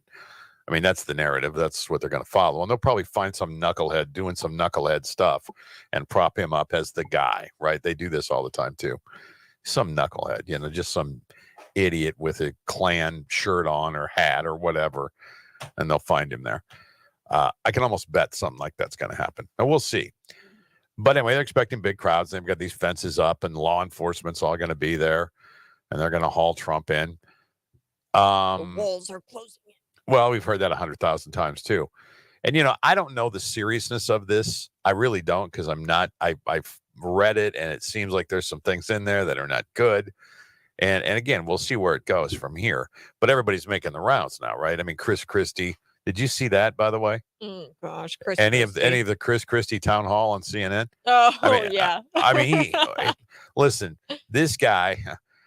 And I start to understand the reason I think they run is because it positions them as forever being a presidential candidate, which helps them in their post-political, right? Where you can go around the rubber chicken circuit and you can give speeches and make a pile of money. And, that's because there's a lot of people out there who will pay to get a Republican who's anti-Trump to come speak to whatever club or organization they have, right? They love that stuff, except Adam Kinzinger. And apparently he's not even getting those gigs. Where is he? I have not seen him. He's trolling occasionally. He'll throw some dumb troll tweet out and then absolutely get shellacked and then he'll cut the comments off. And I mean, this is I mean, they've got him. I don't watch a lot of CNN, but you would think somewhere along the line, if he is a political contributor to CNN, that there would be clips of him on camera. I haven't seen any. Oh, And man. I mean, today Keith Olbermann. oh God. God. I saw him today, the clip, and he literally gets out there, Scott, and he says that he wants Donald Trump to be Executed. executed. Yeah, I It's saw just that. like, and he's in his kitchen and he's like doing like a selfie Yeah. and he calls it a podcast. Like, well, he's got, I'm just like, what the heck are you doing there, Keith? I mean, this is not a podcast. This is you ranting in your kitchen over Donald Trump. And it's embarrassing. completely off the chain. He wears old lady glasses now, and I'm just here for it. I think it's so funny. Oh yeah, it's good. It's great. It's great. So at any rate, so today will be a day where there'll be breathless coverage. They'll break into whatever the current programming is on all the networks and local affiliates. They'll break in, and it'll be like the OJ thing. You'll see the plane, you'll see Trump in the limo. Apparently they're going to go underground. Oh. There's an underground entry at the courthouse, so you'll see it. But they're like, well, maybe Donald Trump will walk into the courtroom to his adoring fans and wave at them and give the thumbs up and all the stuff, right? And I don't know if that's going to happen or not. Maybe it'd be cool if it did, but we'll see. We'll see how it works out, and continue to follow the story. Whether this will have any, I mean, it appears now, and again, you got to be careful with this stuff because I've thought in the back of my mind the whole time, this is what the left wants. They want to stir up controversy. They want him to be in this position he's in, and they want him to run because they feel like he's beatable under those circumstances. But enough people will vote for him and make him the nominee.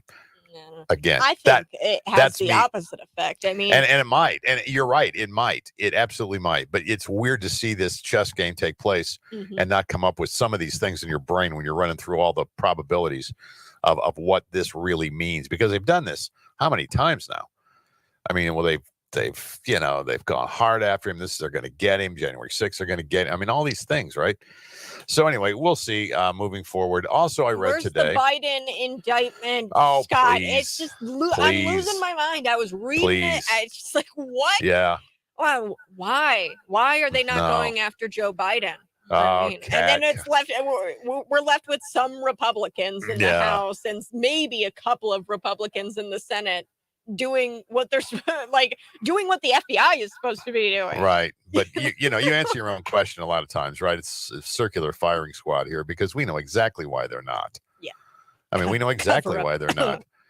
Yeah, well, and they don't want this. And now here's the thing too. Now again, this is again this chessboard you got in front of you, right? There is a theory that they will come hard after Joe before the nominating convention, where and make him so I mean, I'm trying to pick the right word here. Unrunnable? But yeah, unlikable, unrunnable, just radioactive. Well, they won't want to vote for him, right? Yeah. And therefore, they can nominate somebody they really believe has a chance of winning because they don't think Joe has a chance. And that's a possibility, too. They're going to wait. And then, boom, Gavin Newcott. I'm thinking they're going to say, like, due to health concerns. They could. Absolutely, they could. They could bow out that way. And again, everybody tried to save face when we really know what the real deal is. But they can't be serious about this guy. So I got a feeling there's more to this. They're just kind of holding it off. Like they want to do the Trump thing and they want to go after Joe. And they want to make Joe so toxic that no one will vote for him. And therefore, he won't win the nomination, or he'll have a run on the nomination. I don't know. We'll see how it goes. Or he'll say because of health reasons, blah, blah. Pat Sajak is retiring. Do you see that story today? Aww. I like him. I love Pat Sajak. You know, the thing about it is Pat Sajak's going to leave Wheel of Fortune. And I can almost guarantee you 6 months from now, we're going to say, remember something Sajak said or did. And you won't. You won't. I mean, the guy never did anything to draw attention to himself. It was all about the game. It was all about presenting the game. And it was all about having fun. One thing to look at when I start to look at these guys at that level of the Sajaks, he never, ever, ever makes a mistake. Mm-hmm. I mean, these guys are almost perfect. I mean, you can say what you want about some of these people, and you cannot like the news readers that are on every night on the networks or whatever, but they don't make mistakes. They read it. It's clear. It's whatever way they're pulling it. Well, it's because they care. Right. Sajak's just did a show that was, again, not flashy. I mean, nothing about him, stood out as the personality. Huge conservative, and they've allowed him to do this, by the way. And so, I applaud the people that produce Wheel of Fortune, because they could have pulled back on that one. Hey, man, don't do that. But he's done it, and he's an expert master at trolling the trolls. It's So- kind of like Chris Pratt, who isn't like uber conservative. Right. Definitely not as much as Pat Sajak, but Right. he's so good that they can't cancel him. Yeah, I think that's it. I think because without Sajak on that show, I don't know who the replacement's going to be. I have no idea. Maybe it'll be Karine Jean-Pierre Van Damme Mellencamp. I don't know. Yeah, maybe she might not have a job here, Scott. Well, that's she what was I in mean. violation She could of be a the, perfect fit, right? Yeah, Hatch Act. the Hatch Act. Yeah. Oh boy. Which, by the way, you're going to have to explain the Hatch Act sometime, because that goes deep in the weeds too. What's really crazy? Actually, the Democrat candidate going up against J.B. Pritzker in this past election, her name was Beverly Miles, I think it was. They tried to say she was in violation of the Hatch Act, and she clearly wasn't. Right? Like there was no way. She was just a former Army or former service member, and they said that she was in violation of the Hatch Act, Right. and she wasn't. I don't know. Well, I mean, again, we live in Illinois, so what woke cause will J.B. Pritzker throw money at today? That's really the game we should play every day. Yeah. Gosh dang. All right, talk to you later. Talk to you later, Scott See ya. Robbins. See ya. Hey, we'll be back on the other side. Karine Jean-Pierre violating the Hatch Act? That's next.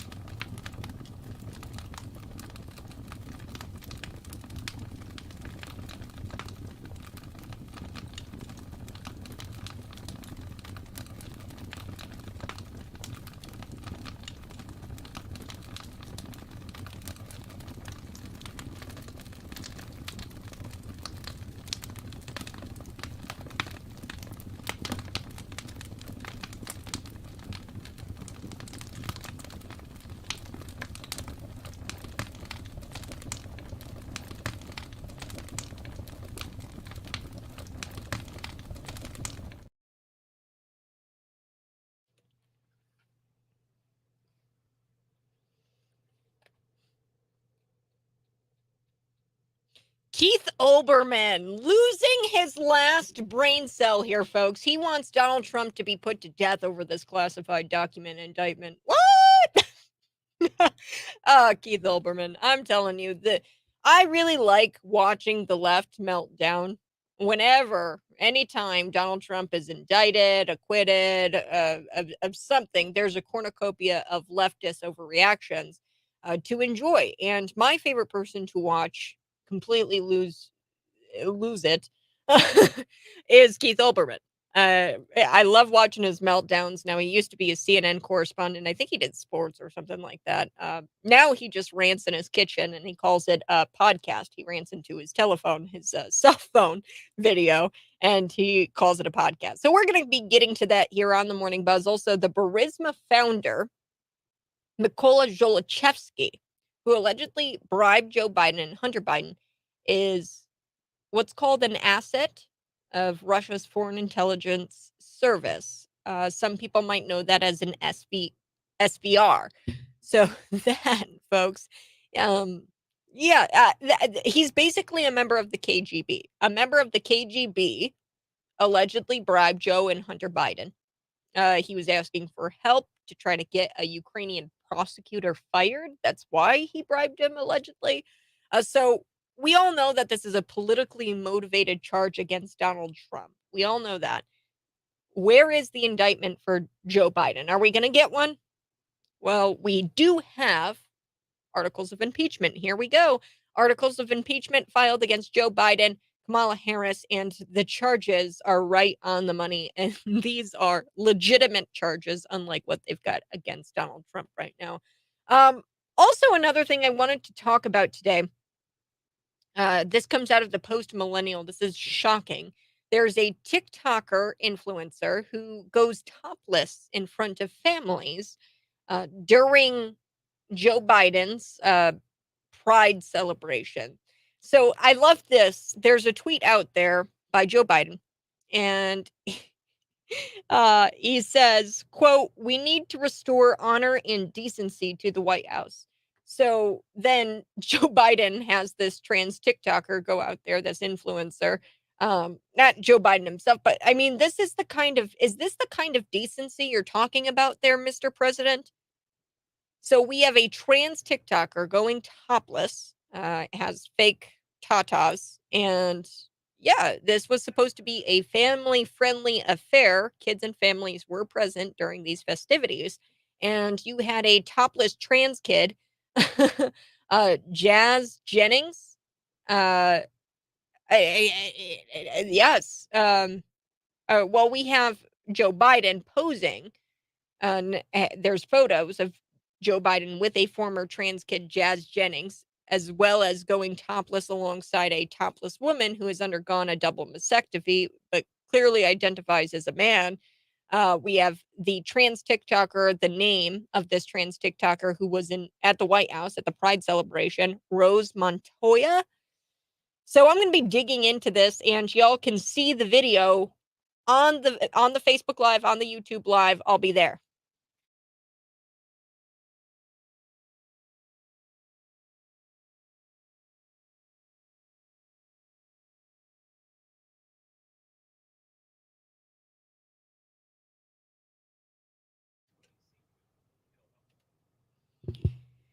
Okay, this is deeply disturbing. I'm going to share my screen with you. There's a topless trans TikToker. I guess it's Rose Montoya or whatever. And, this is not restoring what I would call decency to the White House, right? So totally fine to go topless and shake it on the White House lawn just because you're trans, apparently. So this is a TikTok. I'm going to share this with you. Begrudgingly, I'd hate to share this with you, but we have to go through this. So let's take a listen, shall we? Welcome to the White House. Thank you. Happy Pride Month. Happy Pride Year. Happy Pride Life. Yeah! Transgender children. You are beautiful. You are heard. You belong. You are understood. You are loved. And you belong. One of the bravest and most inspiring people I've ever known. I mean, you're welcome. Good folks. Can we take a little video? Hi, Mr. President. It is an honor. Trans rights are human rights. Oh, it's a video. Oh, it's a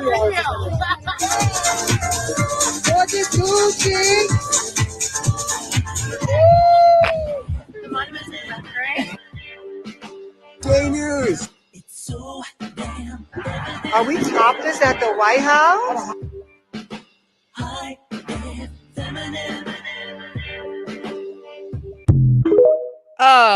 What? What? Just more proof that these people are desperate for attention. Yeah.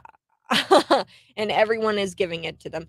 Yeah, I bring this up today because we have a commander-in-chief who constantly is saying, hey, we need to restore decency to the White House. He says that Donald Trump wasn't a decent being, right? And here's my thing, folks.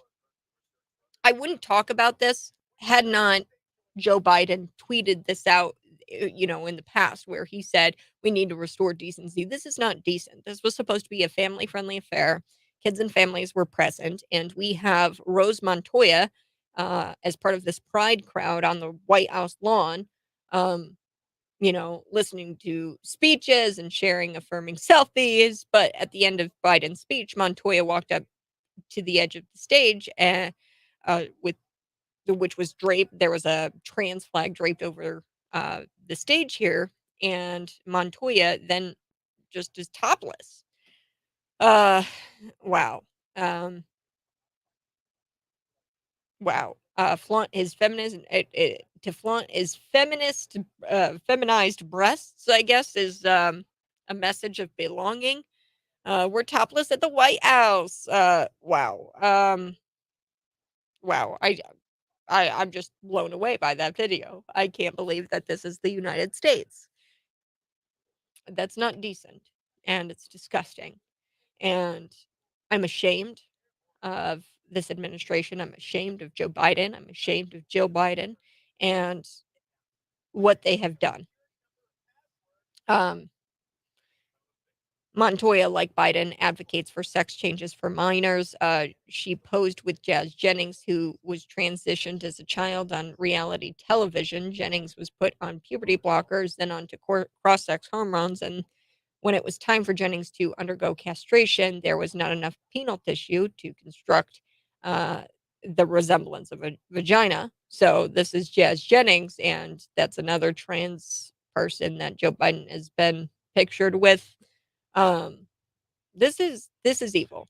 I mean, I don't know how else to put that. That's the most disturbing video I've ever seen in my life. Yeah. Okay, we are going to be talking about Joe Biden being impeached. I have to move on. I'm sorry. I think that's the worst thing that has happened to this country probably ever. Burisma, the founder of Burisma, Mykola Zlochevsky, he allegedly bribed Joe Biden, and guess what? Yes, he is a member of the KGB. Also, Russia's Foreign Intelligence Service, that's known as SVR, so they'll call Mykola Zlochevsky an SVR agent. But really what SVR is, it's a current incarnation of the world's oldest espionage agencies that's known as the KGB. That's what it's been known as for decades. So there's that. He took money allegedly from a KGB member.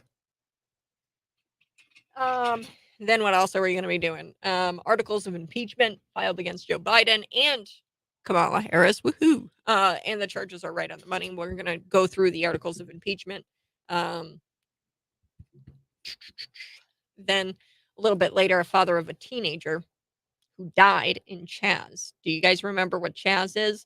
Chaz stands for Capitol Hill Autonomous Zone. So this was back in 2020. So this kid was shot. So sad. He was 16 years old and he was found dead. And there was a 14-year-old boy left in critical condition. There was another shooting in this Seattle Autonomous Zone.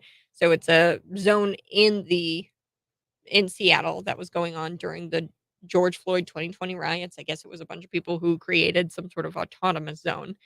According to witnesses, an SUV drove to Cal Anderson Park and attempted a drive-by shooting.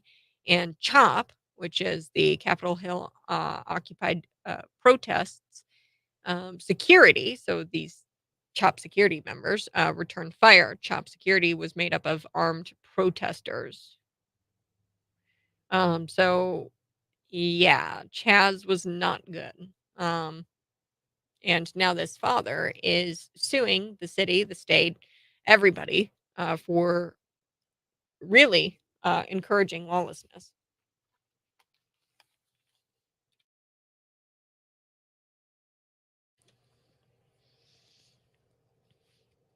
A bit later, we will be talking about Chaz. You might remember Chaz back in 2020. It's a Capitol Hill autonomous zone. This was in Seattle. And there was a couple of black teens who were shot and killed in this deadly Chaz zone. It's an autonomous zone. It happened during the George Floyd 2020 riots. I guess it was a group of people who said that they didn't want to be a part of Seattle anymore. And then they created like a town within the town.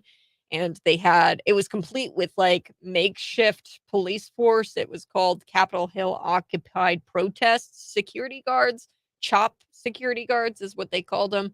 And the lawsuit here is being filed by a dad who lost his kid, and he said that he's going after the former mayor, the city of Seattle, King County. He's going after the state of Washington for encouraging lawlessness to reign. The kid is dead because these city officials were out there at the time talking about how we love this. We love Chaz. We love that there's people who have decided to protest their government and blah, blah, blah. I mean, legit. This is what Jenny Durkin, the mayor, was talking about on CNN with Chris Cuomo at one time. It was an actual exchange that happened on CNN. We're going to get to it. And a kid was left dead because they encouraged lawlessness. This was a town within a town of protesters. They created their own town, separate that of the Seattle. And this is just wild. So we're going to get to that. Also, let's get to Keith Olbermann losing his last brain cell. He wants Trump to be put to death over these classified document indictments. So we're going to get to Keith Olbermann losing his brain cells. The last one, Burisma founder Mykola Zlochevsky.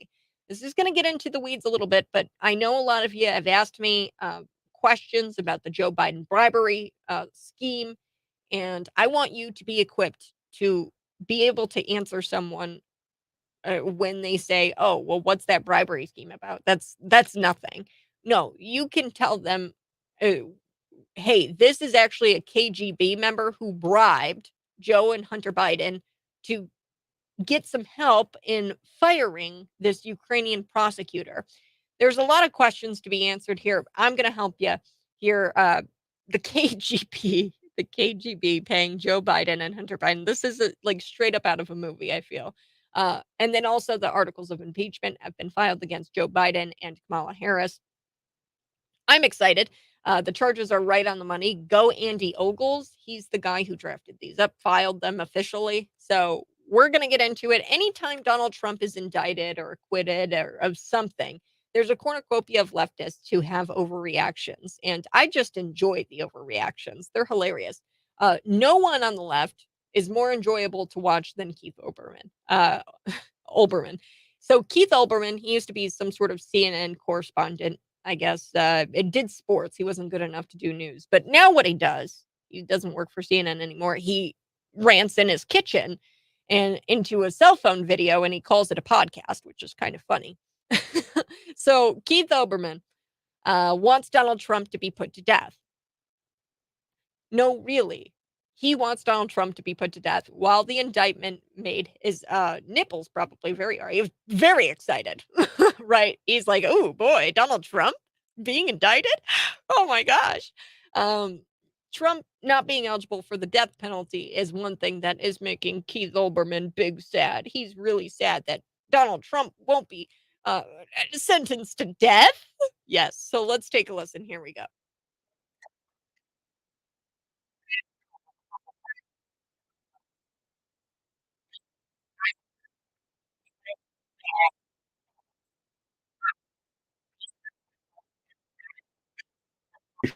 Regarding defense and weapons capabilities of both the United States and foreign countries. But the next sentence is worse. Trump had documents detailing, quote, U.S. nuclear programs. But the next sentence after that is worse. Potential vulnerabilities of the United States and its allies to military attack. But the next sentence is worse still. Plans for possible retaliation to a foreign attack. And that is the real nightmare here. The joke is Trump spilled all our secrets on the floor of Mar-a-Lago. How did all those foreign spy agencies not steal them? The joke goes. How do we know they did not steal them? All that and more in a special weekend edition of the Countdown Podcast, available now wherever you podcast. My God. Guys, I'm so sorry I had to play that for you. Okay, look, any rational person, like a rational person, can look at these charges on the merits and have differing opinions. It's like this on the right now. So for us on the right, we all agree that this is politically motivated, that this is a politically motivated charge. And from there, you can kind of do your own legal analysis. So we have a pro-Trump, traditionally pro-Trump, Jonathan Turley. He's impeachment witness.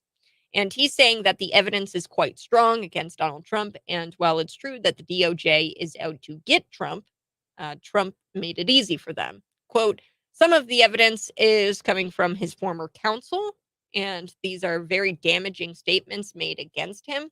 If you look at what's being described in this indictment, he made it more easy for them to do so. I don't agree with Jonathan Turley here. I more so agree with Mark Levin, who is an attorney for Christ's sake, right? I mean, he's an attorney and he's a conservative talk radio icon who you can catch later tonight on Cities 92.9. And he disagrees. He says that there is a broader issue at play. There's no law. What's going on here is disgusting disgrace. It's a war on Donald Trump. It's a war on the Republican Party. It's a war on the Republic. The radical left is doing what the radical left does, and they are covering up for Joe Biden like they covered up for Hillary, and that's what this indictment is all about. It's a curious coincidence, don't you think, that the indictment comes down the same day that this FD 1023 form is revealed, and we find out that possibly a KGB member was paying $10 million to Hunter and Joe Biden to help them get rid of a Ukrainian prosecutor. So that's how rational people disagree, okay? Mark Levin obviously has a different take than Jonathan Turley, and they disagree. Olbermann here from CNN goes stampeding off to a firing squad based off of some sort of fantasy he's cooked up in his head of what Donald Trump did. Even when Trump was promising his fans that he was going to lock up Hillary Clinton when he was elected president, which he didn't do, he never once said that he was going to put her on death row. Okay, that was never on the table. Trump never said that. He said he was going to lock her up. If anything, Hillary would probably be hanging out with Ghislaine Maxwell, the sex trafficker, and playing softball. Yes, that's actually happening. A convicted sex trafficker is free to do Pilates, lift weights, play flag football. She plays Frisbee. She's even on the checkers team. She reads books in the recreational library, and she's able to continue teaching yoga. So that's what's going on. Ghislaine Maxwell, what Donald Trump was saying was like, hey, let's just lock Hillary Clinton up. The worst she probably would have had to go through was hang out with her gal pal, Ghislaine Maxwell. And I do want to note this before I get back to Olbermann. There's still no word about Maxwell's client list of powerful people she trafficked underage girls for. We only know about Jeffrey Epstein, who critics say, without evidence, didn't kill himself. I'd be one of those critics. Jeffrey Epstein did not kill himself. Okay, so Olbermann, let's get back. Olbermann, you need to touch grass. You need to drink some water, relax, and plus those glasses, they make you look like you're a creepy old woman, okay, who lives on the corner. Nobody likes, right? Nobody likes this woman. You look like a creepy old lady. Okay. All right. I do want to shift gears. Let's talk about Mykola Zlochevsky, who allegedly paid $10 million in bribes to Joe Biden and Hunter Biden in 2015 and 2016 in exchange for the then Vice President Joe Biden to help to get this Ukrainian prosecutor, Viktor Shokin, fired. Yes, and get this, Mykola Zlochevsky, the guy who allegedly paid $10 million to Joe Biden and Hunter Biden, apparently he is a part of what's called the Russia's Foreign Intelligence Service. And this is what's they call it that, the United States intelligence community. So there is a national security source who's gone on the record with Red State, and I've got the story this morning, came across the desk, and I had to share it with you. Quote, this is from the anonymous source. They say, the U.S. intelligence community has a high degree of confidence in their assessment that Zlochevsky is an SVR. So what is that? An SVR, this whole foreign intelligence service, Russia's foreign intelligence service, this is the KGB. That's what it's been known as for a very long time. And get this, Barack Obama was briefed on this guy. Joe Biden was briefed on this guy. Victoria Nuland was briefed on this guy. And they know that he is a member of the KGB, essentially. So it's been revealed now by Chuck Grassley, as of yesterday, that a foreign national, Zlochevsky, mentioned in this FD 1023 form by a confidential human source, not only claimed to have bribed Hunter and Joe Biden, but possessed 17 audio recordings of conversations that they've had about their arrangement.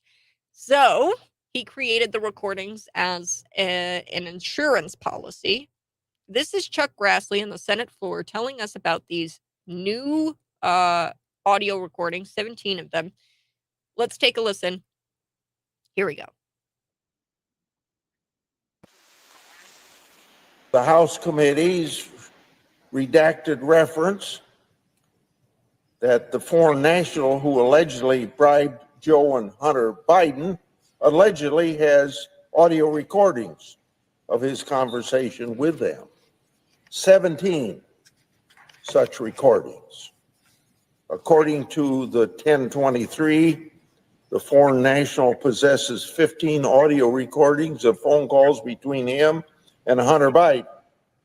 According to the 1023, the foreign national possesses 2 audio recordings of phone calls between him and then Vice President Joe Biden. These recordings were allegedly kept as a sort of insurance policy for the foreign national in case that he got into a tight spot. The 1023 produced Senate floor to the House going through these 17 recordings that they have found. Apparently, this foreign national, whom I believe is Zlochevsky, a KGB member, he created these as an insurance policy. And it was not clear whether the FBI had copies of these audio recordings or not. So last week, the reason why I think this is Zlochevsky, we have people in Congress, Marjorie Taylor Greene, Anna Paulina Luna, Nancy Mace, they have said that the foreign national identified in FD 1023, this form, is Zlochevsky. Now, who is Zlochevsky?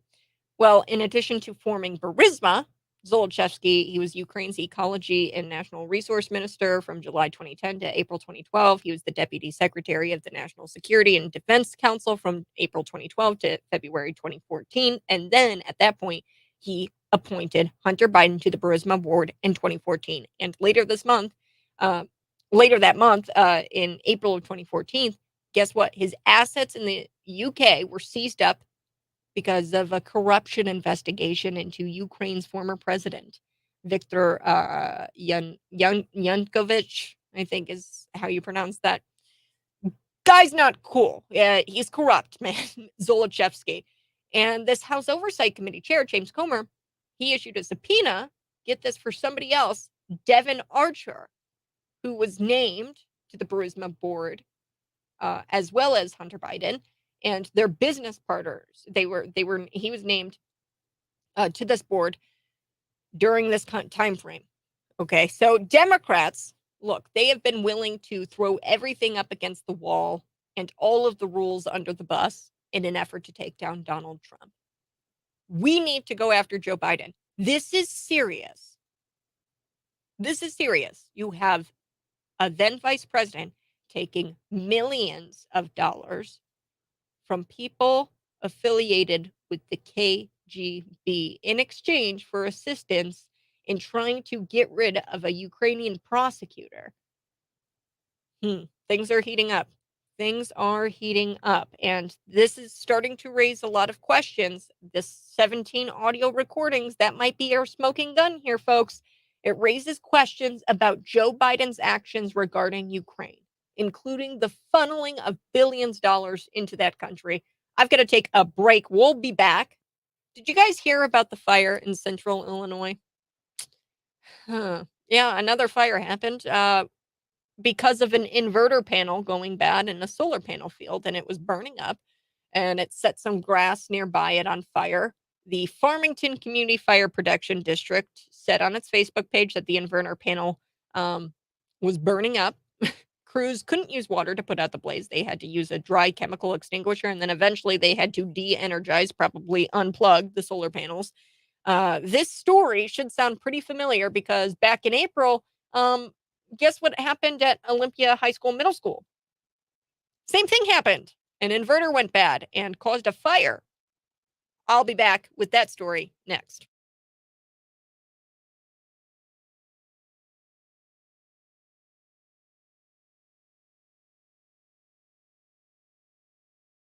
Good morning. Hey, thanks so much for joining me here on the live stream. I so do appreciate it. Be sure to follow the pages, the social medias. We are everywhere. We are everywhere. So I played for you Keith Olbermann losing his last brain cell. He wants Donald Trump to be put to death over these classified document indictment. I mean, the fact that we've got people, I mean, it wouldn't be crazy to think that that could happen. It's not a capital case. It's just a federal case. So yeah, wild that we have people who actually believe in that stuff. Now, I do want to talk about this dad coming up. He's got a lawsuit, and Chaz, it was like this autonomous zone where people were protesting white supremacy, white people, because of the George Floyd riots. This was going on in 2020 in Seattle. It was almost like it was an autonomous zone where these protesters were. And I mean, they created chaos. They created danger. And Seattle leaders, they failed. Antonio is this young boy's name, and they encouraged lawlessness to reign. The suit alleges that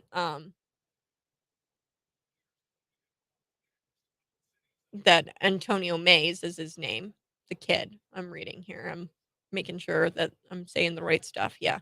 So he's 16 years old. So the lawsuit says that he was lured in to this autonomous zone because of the positive language, positive statements about the area. And sadly, Antonio realized that there was nothing peaceful about the CHOP zone, the Capitol Hill occupied protesters, the CHOP people. This was an exchange that actually happened on CNN, and I'm going to get to it here with Chris Cuomo and the mayor talking about Chaz. And the kid died. Okay, the 16-year-old died. The suit also claims that there was a delayed response by police, and that allowed for tampering with the crime scene. Now, this is according to the father's lawyer, who has gotten this lawsuit against the Seattle city, the county, the state. Almost 3 years later, there still hasn't been an arrest in this case. That's incredibly sad. The kid died. He was shot.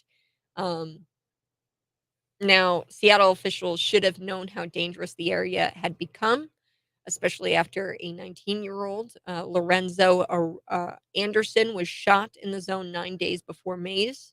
Antonio Mays, which is the boy, the 16-year-old boy, died because paramedics took too long to respond. So there was this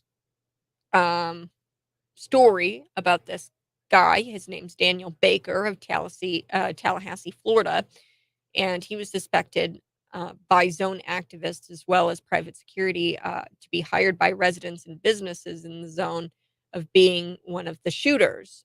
So there were people who were involved here in massive shootings or in these shootings of people, and there was cases where I mean, this is a big story where you have individuals not being attended to, not being arrested in Chaz, and it was almost an autonomous zone untouchable by Seattle, and they tried to pitch that this was a safe place. It was not a safe place. We're going to be back here in just a little bit.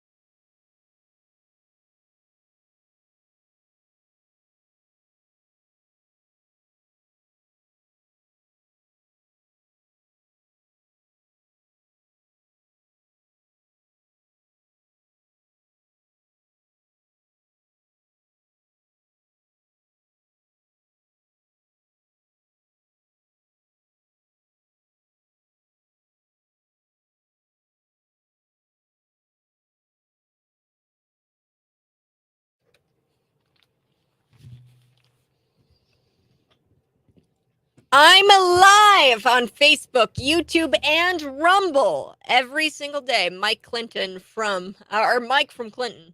Mike from Clinton. He was like, Kat, you need to remind people you're on Rumble. Well, you got it. You got it, Mike. I am on Rumble. I'm also on Twitter, Facebook, and YouTube. I hate ScrewTube. I get kicked off of there probably like every other week. So the best place to watch me truly is Rumble. 309-451-9299. Like I said, there was a solar panel inverter here in central Illinois, Farmington, Illinois, the Farmington Community Fire Protection District. They said on their Facebook page that an inverter panel in this solar panel field was burning up. And it set some nearby grass on fire. And the crews, they couldn't put out the blaze with just water. They had to use a dry chemical extinguisher. And then eventually they had to de-energize the panels, probably like unplug them. I don't know. The estimate of damage is not available yet. We know that Olympia Middle School and High School, they paid a lot of money to put these solar panels. They purchased these solar panels and put them on top of the roof of the school. And back in April of this year, get this, same thing happened where we had an inverter go bad and it malfunctioned, and the crews were able to keep the fire under control for a little while with the fire extinguishers until a certified solar electrician arrived to the scene. This display, I mean, the kids weren't allowed to go back to school because, I mean, the fire was so bad that it burnt the roof membrane, and the water, which the firefighters tried to use, leaks through the roof and onto the floor in the building. So ventilation fans, they were set up to try to deal with the smoke that made its way into the building as well. Look, the fire started from the solar. This is a classic case of government, local government, and people just not they're not willing to hear out the other side when it comes to, hey, maybe this green weenie project crap that you've got going on right now, um, perhaps that this isn't safe. Perhaps there's not enough long-term studies on these types of things, and we shouldn't be all gung-ho to try to get these on top of the schools where our kids go and reside, okay? So, I saw the story this morning and I was like, wow, that sounds familiar. There's a problem with these inverters. I mean, come on. It doesn't take a rocket scientist. This happened a couple of times already. How many more times is this going to happen? 309-451-9299. You can text in to the show. You can also see me live in the studio on Facebook, YouTube, and Rumble. Now, I do want to talk about this KGB guy. He allegedly paid $10 million in bribes to Joe Biden and Hunter Biden in 2016 and in 2015 for the then Vice President Joe Biden to help get this Ukrainian prosecutor fired. This is big news, huge, and there's no indictment against Joe Biden. So yesterday I talked about Chuck Grassley.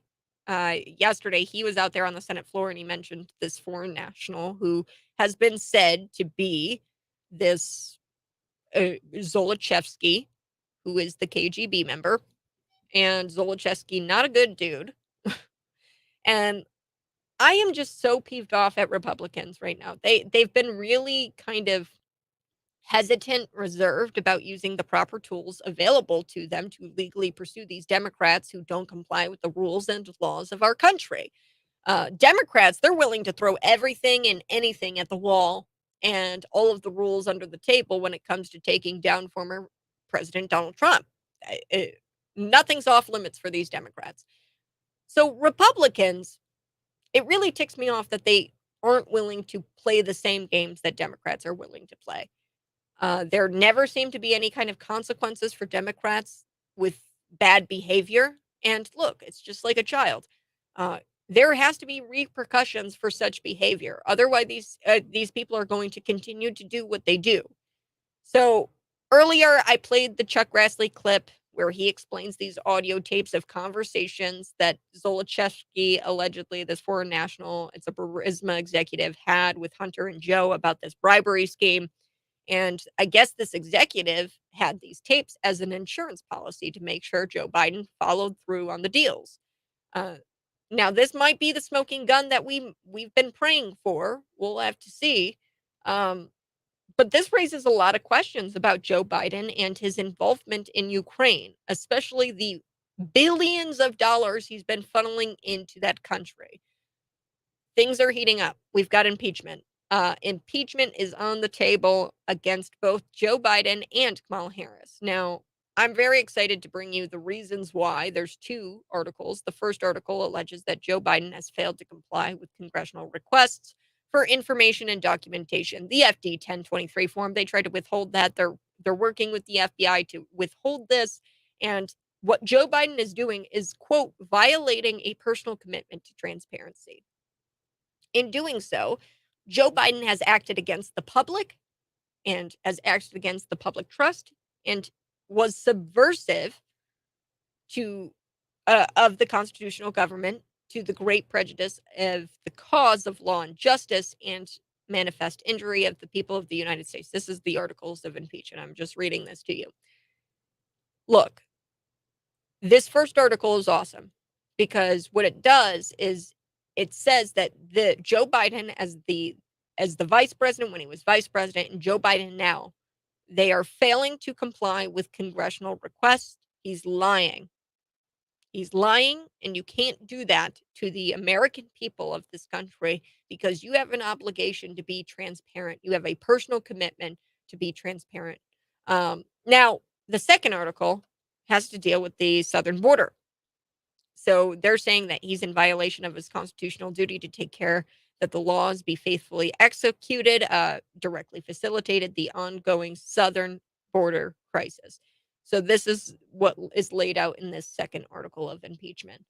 The articles against Harris go after her handling of the border disaster, and they say that she's extraordinarily incompetent. She has not executed her duties and responsibilities, and this has resulted in the suffering of the American people.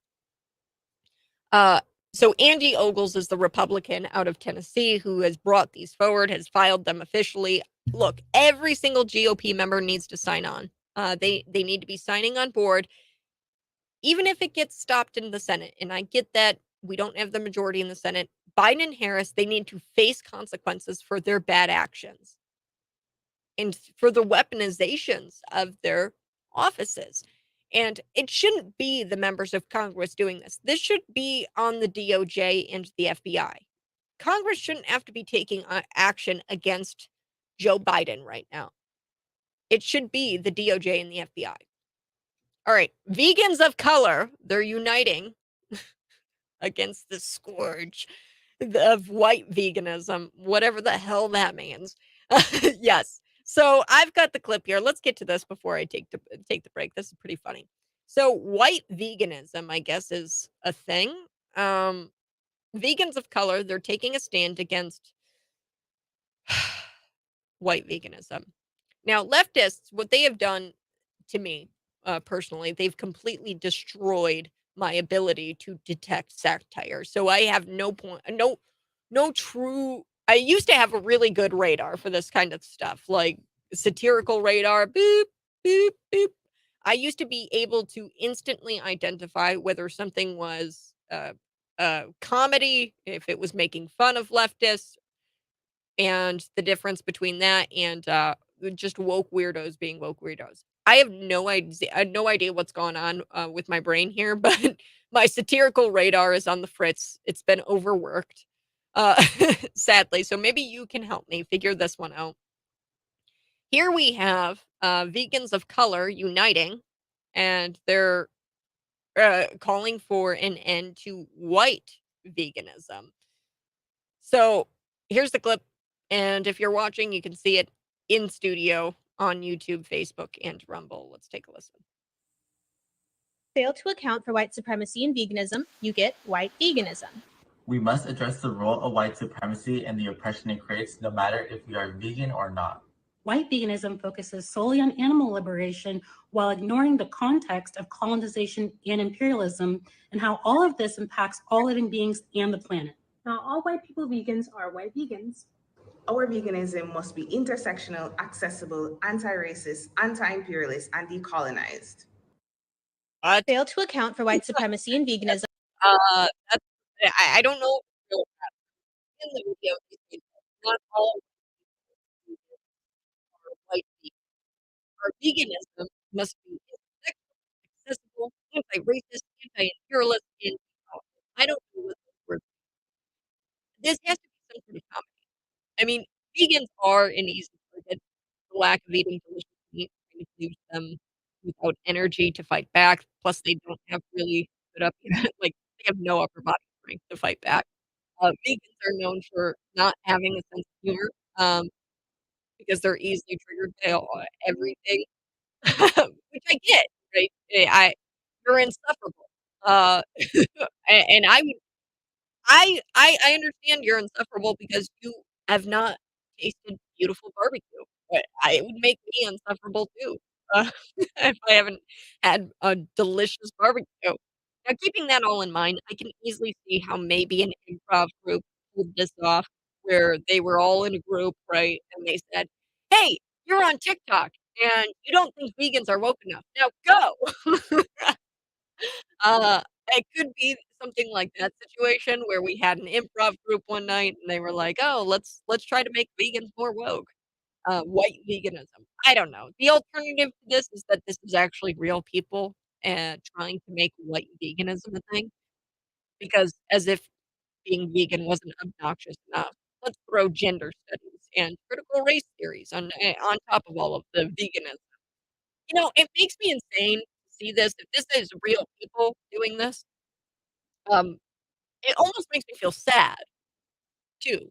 But then I remember, oh, Kat, you've got a smoker at home, and you're gonna be smoking some brisket over the weekend, and these sad people, they just continue to be sad, and they continue to cry about things like white veganism.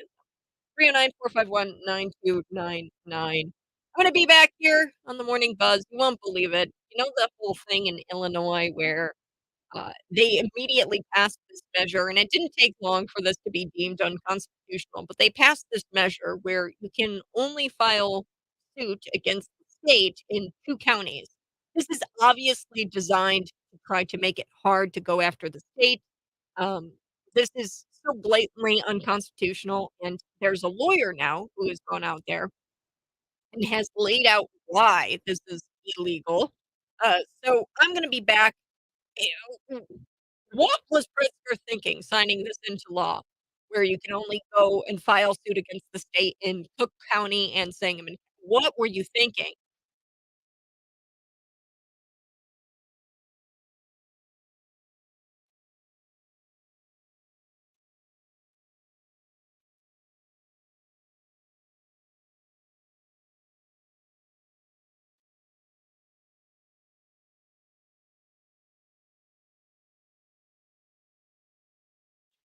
Hey, folks, if you're watching right now, smash the that like button. Just do it.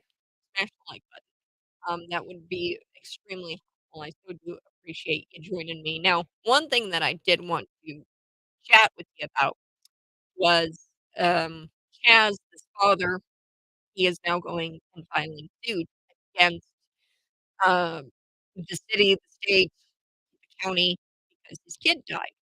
And how did his kid die? Well, he was in this autonomous zone called Chaz, and Chaz was it was in Seattle, and it was basically like its own little thing, its own little town, and Chaz, was a place of destruction. It was, Capitol Hill Autonomous Zone, um, which, I mean, it was like a neighborhood of Seattle.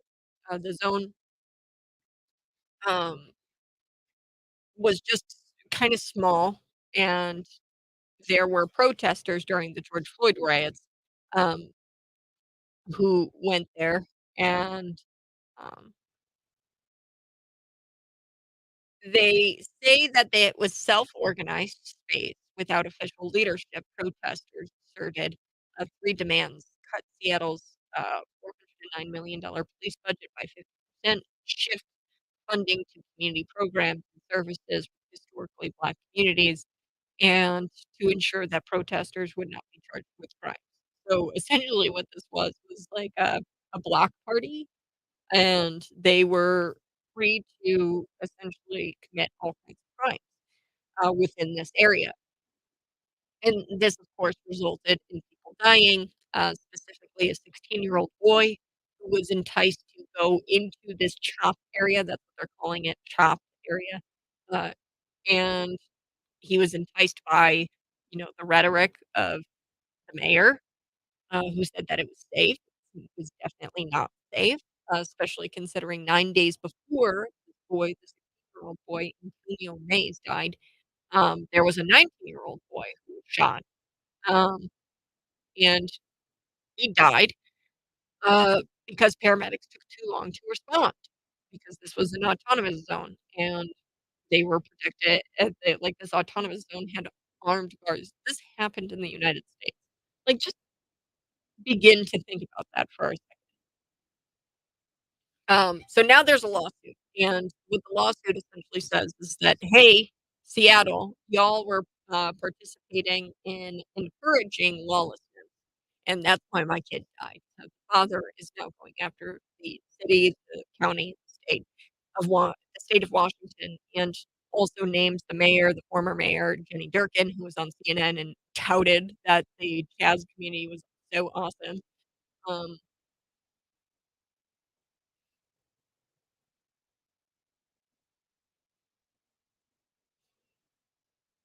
we're gonna be back here in just a little bit.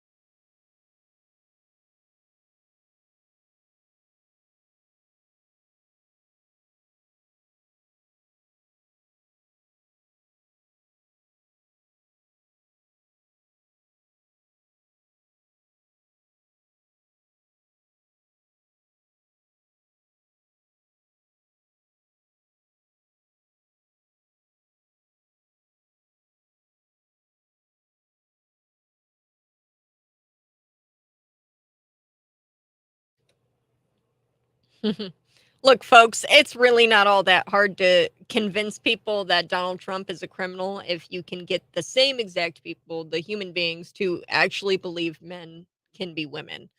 Okay, it's not that hard to convince those people that Donald Trump is a criminal. If you get them to believe that men can be women. Now, before I took the break, here on the Morning Buzz, I'm your host, Kat Peterson. We were talking about Governor J.B. Pritzker signing this law in Illinois. And basically, what it does, it restricts citizens from being able to bring legal challenges against the state laws or executive actions to only two of the state's 102 counties. That's Sangamon and Cook. And supporters of the bill said that it's going to try to help save resources of the Illinois Attorney General's office. Oh my gosh, this is straight up tyranny. So there's this attorney talks with Center Square here, and he says, "Look, people have the right to access the courts. This is obviously intended to make access to the courts inconvenient and difficult. This is unconstitutional what they're doing." Okay, so he's saying that it violates federal due process rights in the Fifth and 14th Amendment. This is what this attorney has been saying. And like I said, this is because the state has all kinds of legal challenges in all kinds of counties because they keep doing unconstitutional crap, like putting Amendment 1 out there and not following the constitutional provisions where you put a ballot initiative that amends the Constitution out there. For starters, it needs to be on a separate ballot.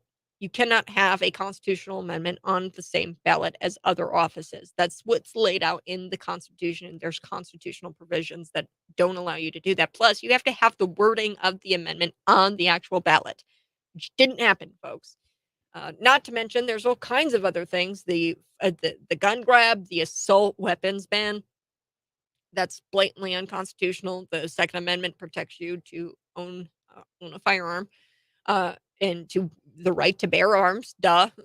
And then there's the Safety Act, which is unconstitutional. There's all kinds of things. And what they're trying to do here is they're trying to make it hard for you to uh, eh, eh, go after the state and to access your right to the courts. Okay, that's what they're doing with this new law that took effect immediately.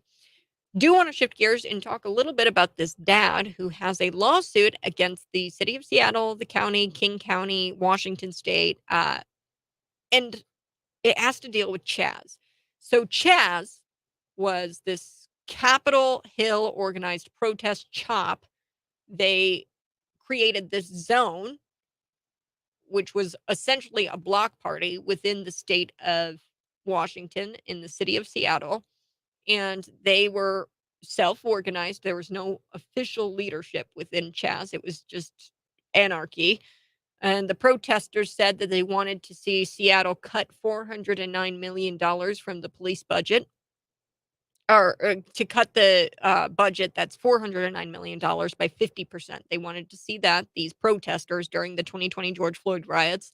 Then they also wanted to see a shift in funding to community programs that were historically Black. Uh, and then they also wanted to not be charged with any kind of crimes for creating this autonomous zone.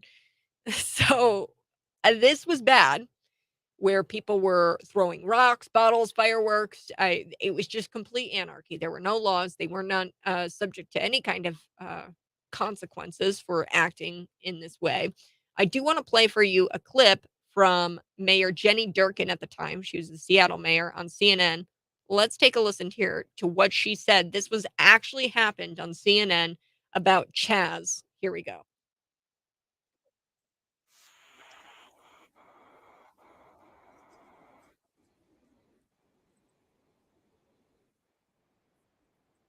Not just in your city, but in many instances when it comes to what the remedy is for the unrest in the country right now. What do you think this is about for him?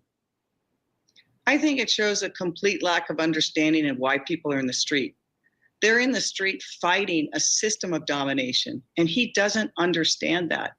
And his response is always one that's bellicose and militaristic, but he doesn't honor the military in that way either, as you've seen from the line of generals that have disputed him. So I think he says dominate because he totally does not understand what is happening in America, and he is desperately trying to start the old fights and the old divisions that put him in power in the first place. How long do you think Seattle in those few blocks looks like this? I don't know. We could have the summer of love. My God. My God. This is insane. This actually happened on CNN. Well, now there's news that there's this dad out there who is suing the state of Washington, Seattle, the county, everybody, because guess what they did? They encouraged lawlessness to reign. And what wound up happening was Antonio Mays, just a 16-year-old boy, he was shot by people known as CHOP security guards, which were this kind of makeshift police force. And he was trying to escape Chaz. And that is when he was shot. So this is a lawsuit, and good on that dad. Good on the dad. He's standing up and he's saying, this was your fault. You sat there, you had rhetoric, you went on CNN and you said that this is the summer of love. It's the summer of love, Chaz. Yeah, but kids are dying. I'll be back on the other side. This is the Morning Buzz.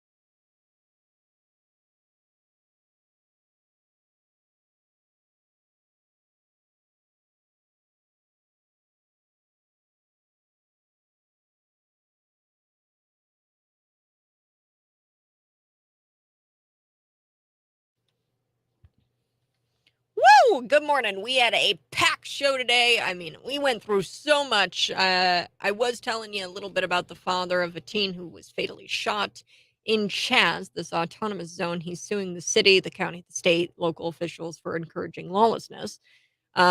Yes, it's good on this father. Somebody needs to stand up for what's right. We also talked about the articles of impeachment being drafted up against Joe Biden. A couple of things there where, hey, you were withholding information from Congress that's not okay, and there's an invasion at our southern border that you're doing nothing about. So that's essentially what the articles of impeachment are. I've got to go. This is the end of the show. You guys have a great rest of your day. We're going to do it all over again tomorrow morning, 6 a.m. to 9 a.m. Glenn Beck is up after me. Then we've got Dan Bongino, Sean Hannity, Mark Levin, Markley Van Camp, and Robbins, whom you can catch Scott Robbins on Markley Van Camp and Robbins tonight at 8 o'clock. You guys have a great one. Bye-bye. I love you.